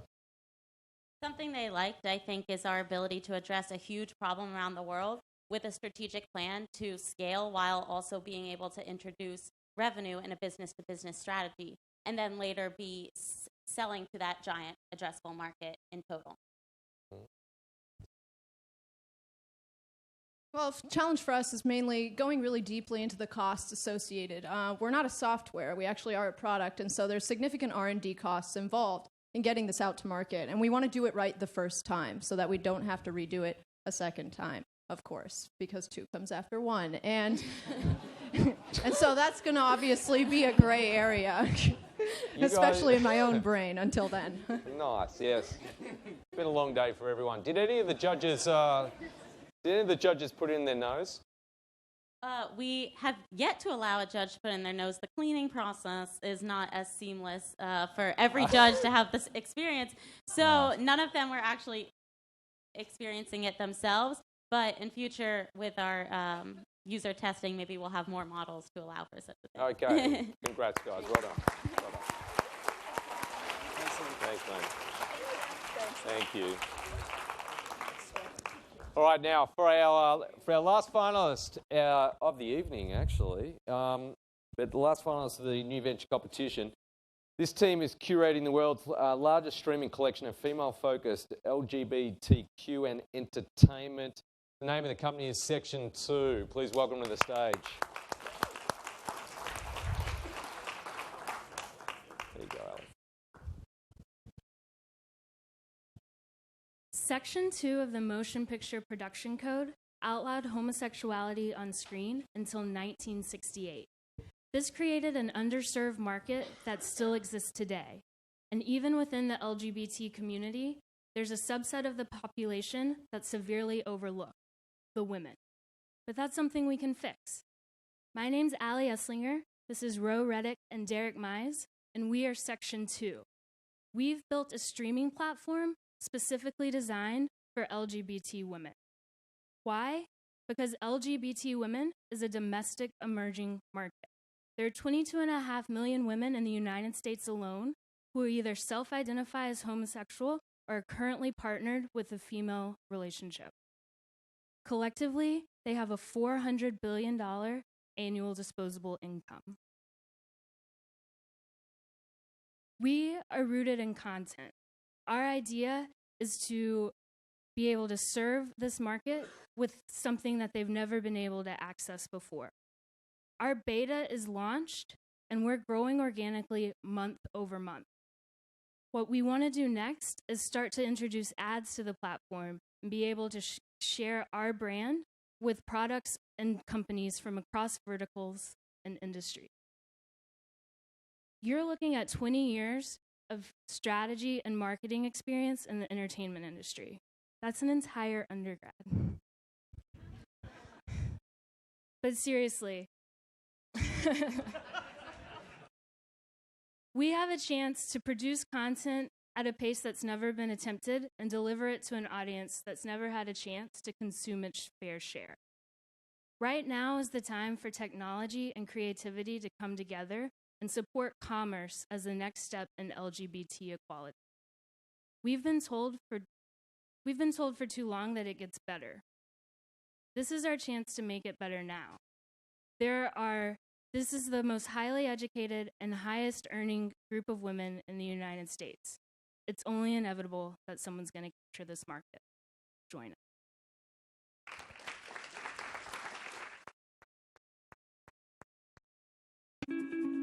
As a spokesman for the Motion Picture Producers Association of America, to explain the operation and the principles of the film industry's production code. Our production code is not a document that says you cannot film that.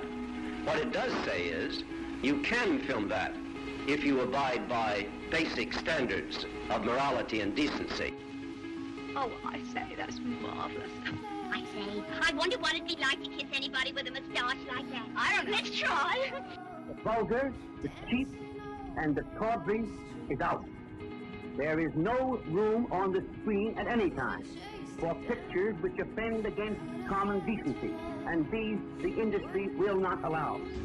I was really just playing a part, trying to please everybody else, because God forbid they find out who I really am. And what was his name? Susan? We're hardly better represented now than we were 10, even 20 years ago. So I just decided I was going to come out, and it was the best thing that ever happened to me. It is better to be out than to be closeted. It is better for other gay people if you're out. The more people that come out, the better. So now that the Supreme Court has finally seen fit to recognize that all people are entitled to equal protection under the law and have the right to the same challenges and triumphs, benefits, and burdens as everybody else. There's been a lot of progress, but there are still too many unheard voices. Section 2 is curating, showcasing, and creating high-quality content on a destination site. We're a benefit corporation dedicated to the better representation of queer women in popular culture. We couldn't be more excited, but we need your help.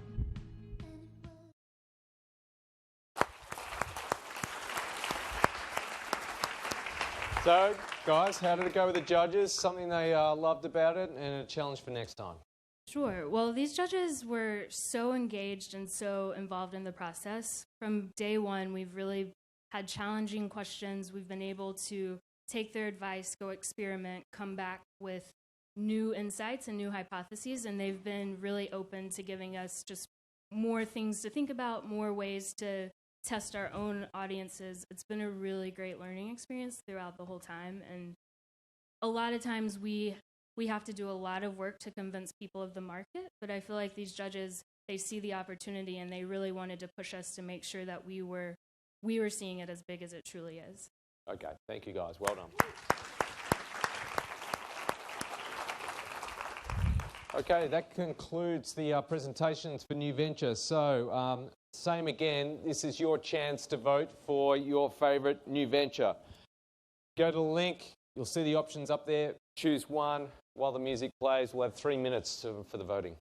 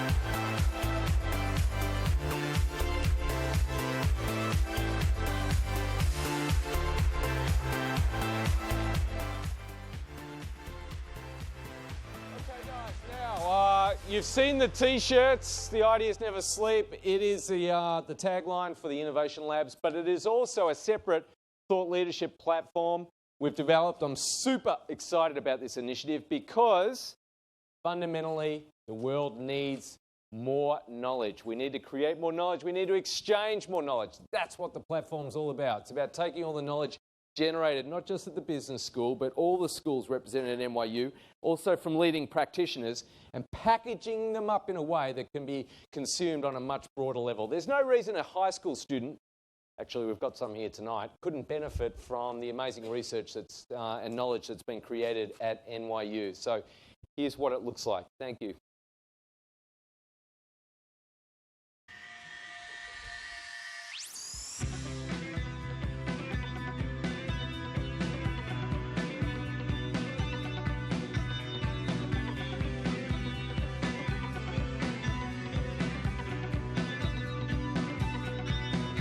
If you're trying to convince people of some sort of new message, a little bit of complexity goes a long way.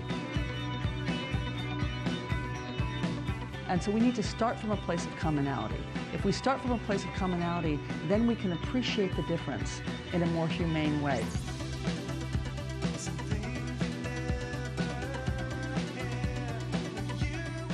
Everybody is engaged in shaping a narrative for persuasion, and the same parameters of storytelling hold sway there. We're all born with an inherent power to exact change.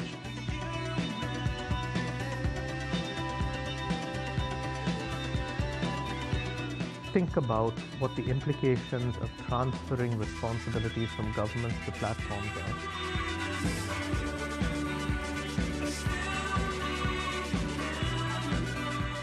And then there are industries that don't compete directly, but do compete somewhat for the same customers. We need to be willing to learn from science and data. For your own personal development and sustainability, I mean, it's a pretty hollow experience to not have something that connects you to others.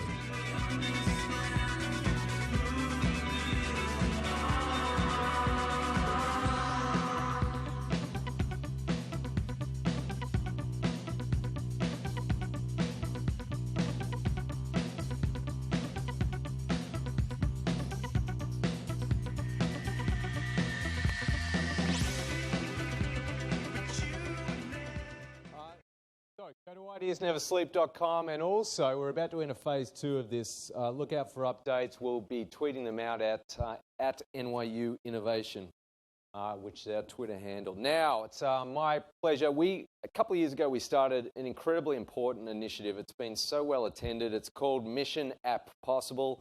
Now, the reason this is an important competition, it's an app contest developed for non-techies. So many students, we noticed, had great ideas but didn't have the technical ability to execute. So the grand prize for this contest is a fully developed app with services donated by our amazing partners at Messapps. So Messapps is one of the top app development firms. We're so pleased that they've partnered with NYU Stern. To introduce the award, please welcome to the stage Vasily Melashev, founder and CEO of Messapps. Vasily. Thanks, mate. You got a mic? Oh, no. That's all right. Yeah, one of the portables. All right. How's everybody doing? Yeah? All right. So we have 2 awards to present today. The first award is the People Choice Award. The award, basically the best app ideas chosen by you, the people of this great university. And the winner of this first award is Team Cluster. Hey.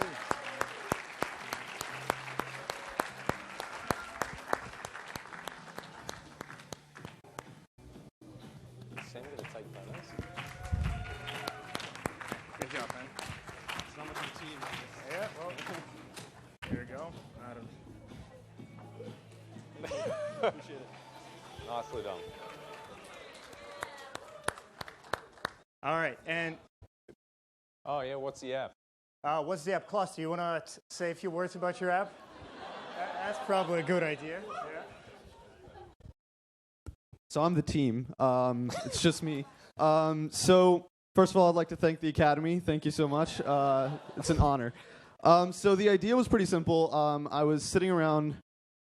Ideas never sleep. Students never sleep. I was trying to study, and I was around Stern. It's a great facility. But the only problem I keep running into is actually finding space to study. I feel like 90% of my time is wasted just looking for space. You go to a lounge, you go try to find a secret room, you open the door, there's one person in a giant room, and you can't study there alone.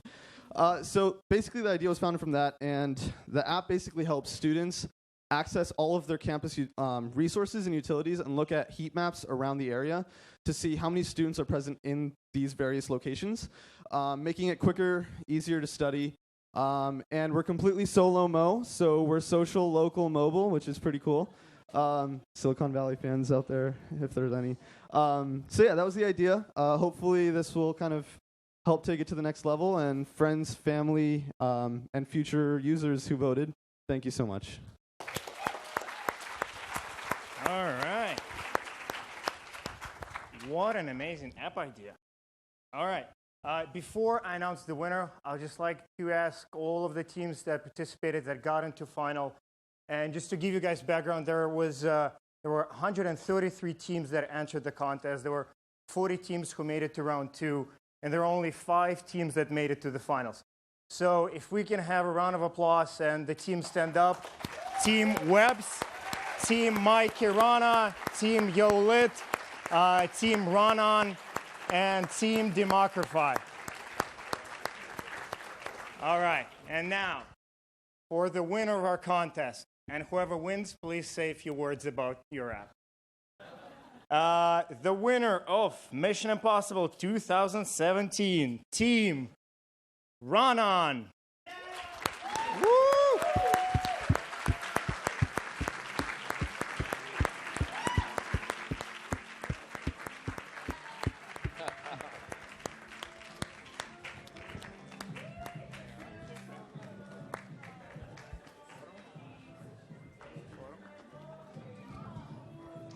Say a few words.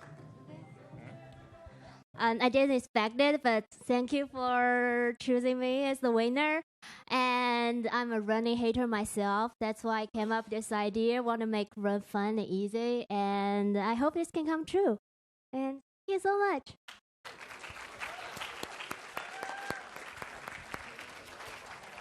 Thank you, Vasily.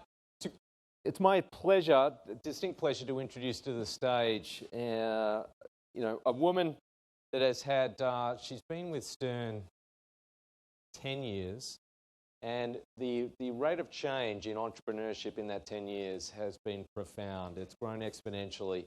The competition itself has grown by at least 400%, and now with all the schools we service, and I'm talking about our Director of Entrepreneurship, and it's really it's been an extraordinary achievement. And the number of people that we deal with in the Mentor Network, the number of students that we deal with, we logged, to give you some idea, over 11,000 contact hours of mentoring and coaching just in this academic year alone. And a lot of that is coordinated by Cynthia Franklin and the amazing team she leads. Please welcome to the stage Cynthia Franklin.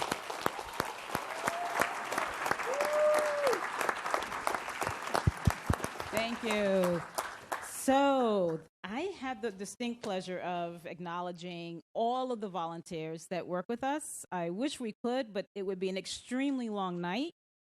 So what we do is each year we pick someone who is just exceptional and especially close to our heart. All of them are. But tonight that person is Toby Nelson.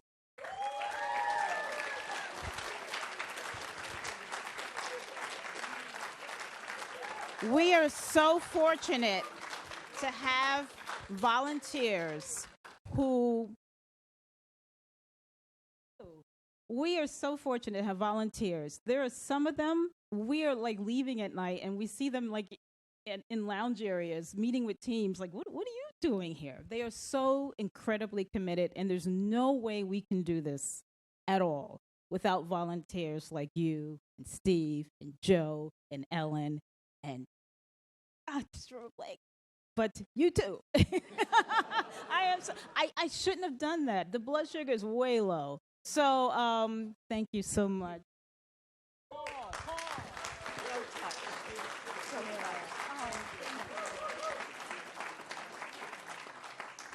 Paul. Oh. I have four.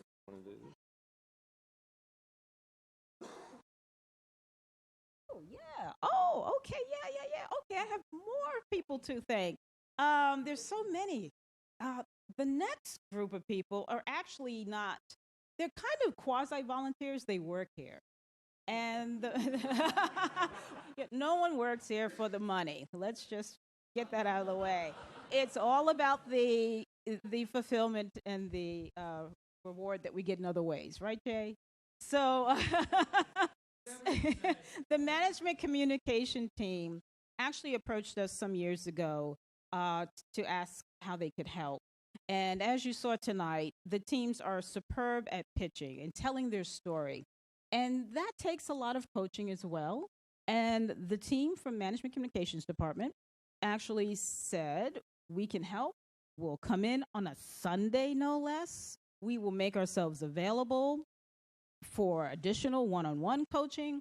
And we will have a good chunk of our department spend the entire day with you so that we can present awards to the best presentations. So this team is Jake Rubin, it's Jesse Shea, it's Aya Tanaka. You didn't this year, but you're there in spirit. Jeff Younger, Dave Purdy, and Howard Geltzer, who was here today as well. I don't know if he's still here. So Jake, come up and present the award. Everybody? So they have been quietly watching all the presentations, and they're going to give out grades. B+. No, straight A's. And you saw that from the presentations of the 13 finalists that we just heard from. So you know what an impossible task it really is to try and pick one presentation as the best pitch in each category. But so be it. I think we did our job. It was hard.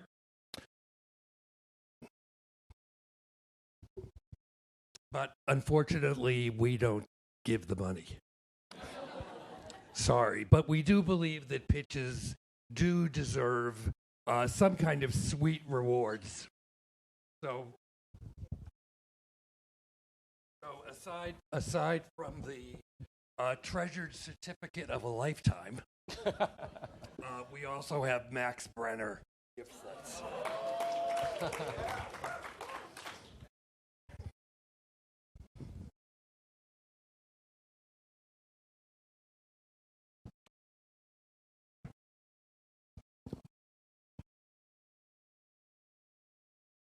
I think you should have practiced this presentation, Jay. I'll go with the same blood sugar problem. Why don't you do social venture?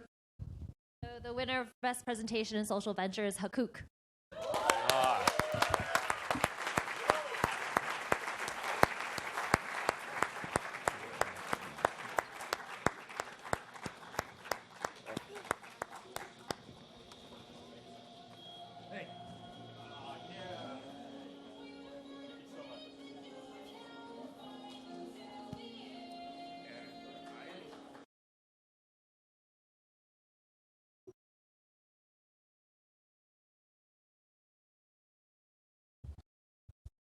And the winner for New Venture, the New Venture Best Pitch Award is Resprana.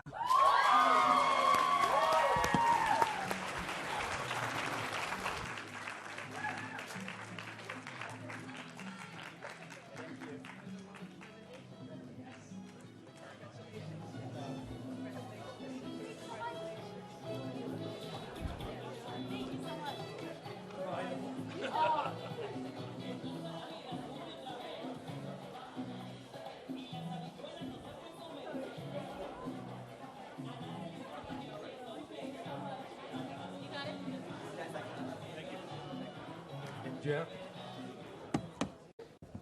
And we'll wrap it up with technology. Jeffrey? I have one. Okay. So again, the winner for the Management Communication Award for the Technology Venture Best Pitch goes to Aculus.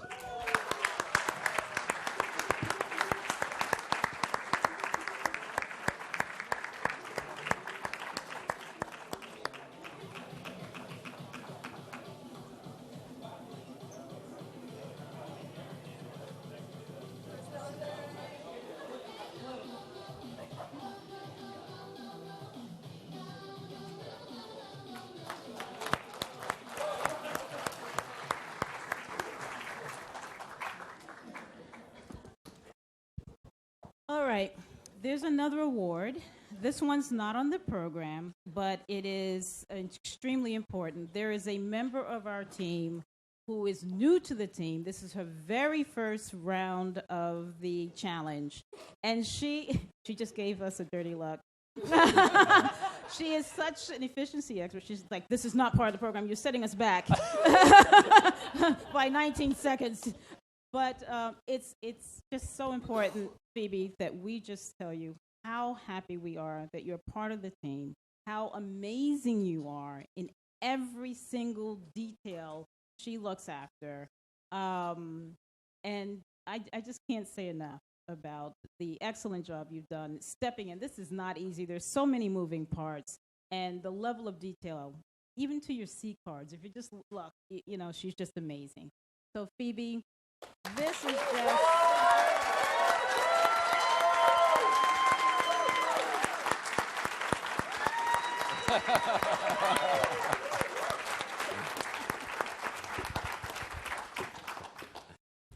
Okay, now we're ready for the awards for the Tech Venture Competition. To introduce the award for the Tech Venture Competition, please welcome on the stage Frank Rimolowski.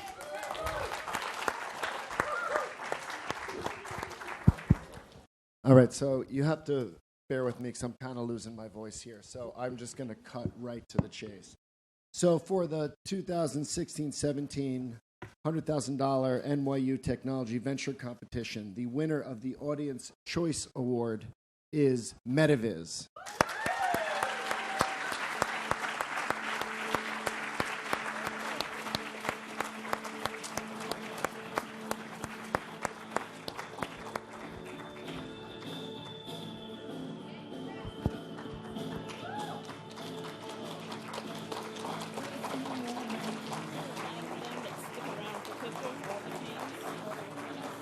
Afterwards, yeah.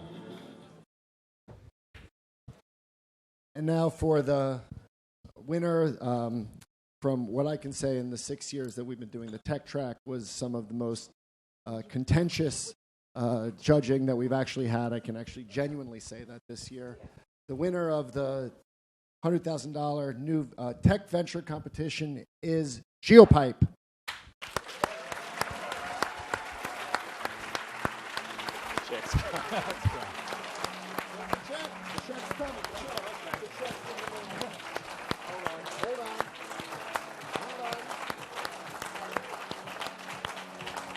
The check is in the mail. Wait for it. Well, you know, tell us this. Joke, Luke. Well, the check's in the mail. That's what I was saying. Here we go. This is all right. There we go. That's the right one. There we go. $100,000.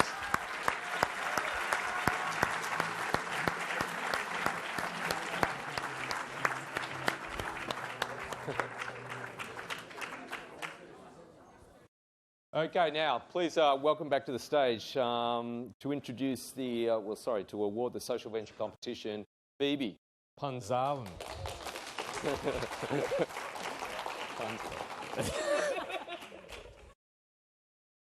I never get her last name right. It's a running joke. It's only been a year, guys, sitting next to his office every day. That Australian accent. It is my pleasure to announce as the 2016-17 Audience Choice Award winner for the Social Venture Competition as Bridge the Gap.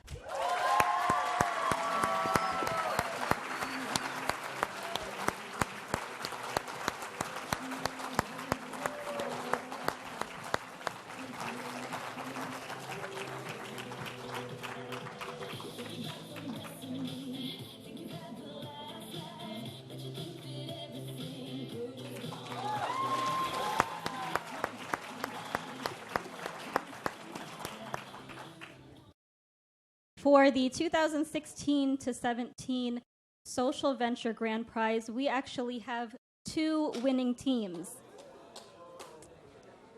And in true social entrepreneurship fashion, we had to divide the resources equally amongst all parties.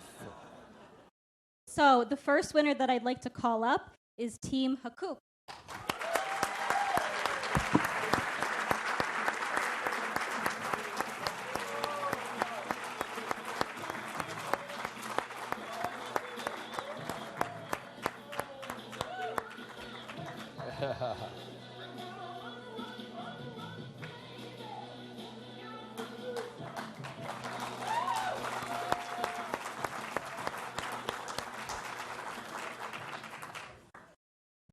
And the second winner splitting the prize for this year's social venture competition is Team Share Meals.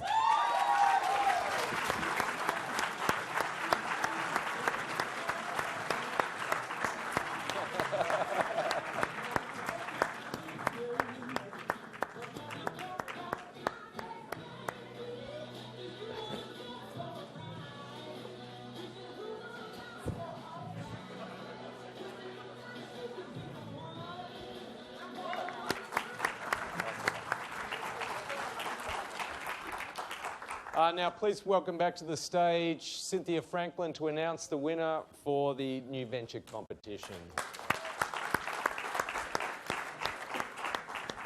Okay. Audience Choice Award goes to Rasprana.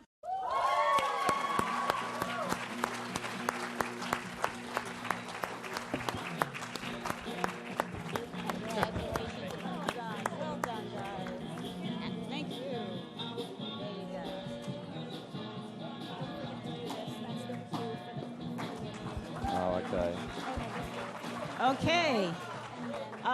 Next award, the new venture judges complained that this was hard this year. That's a good complaint. And they also split the prize. I know. Just dragging this out, aren't we? The first team I'm going to present is Know You.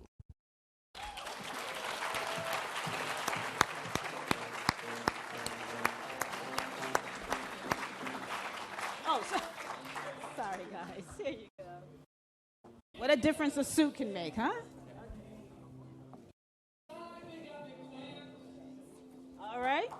And Rasprana, did you guys get too comfortable in your seat? Come on back.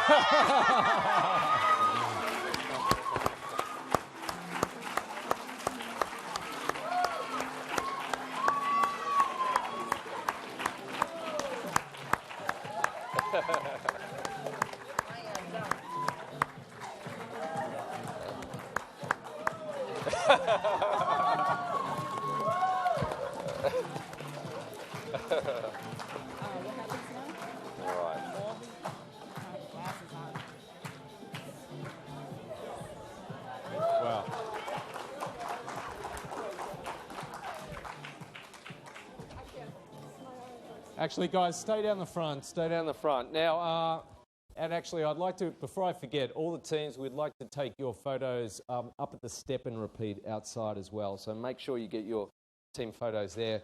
Now, in just a minute, we'll invite all of you to join us in the lobby outside for cocktails and refreshments. But first, I'd like to ask all the teams, all the grand prize winners to the stage with their checks.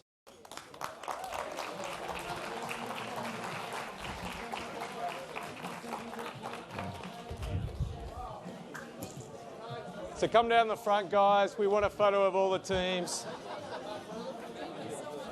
Thank you, thank you. Excellent. Excellent. All right, guys, line up. Have we got them all?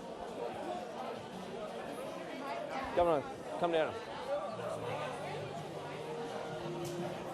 All right, line up in a row. All right, line up for your photo, guys. Line up for your photo. For everyone. All right, guys, if we could please give one final One final round of applause for our grand prize winners. Woo!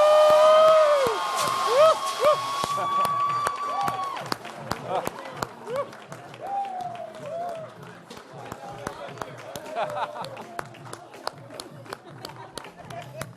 Thanks, Frank.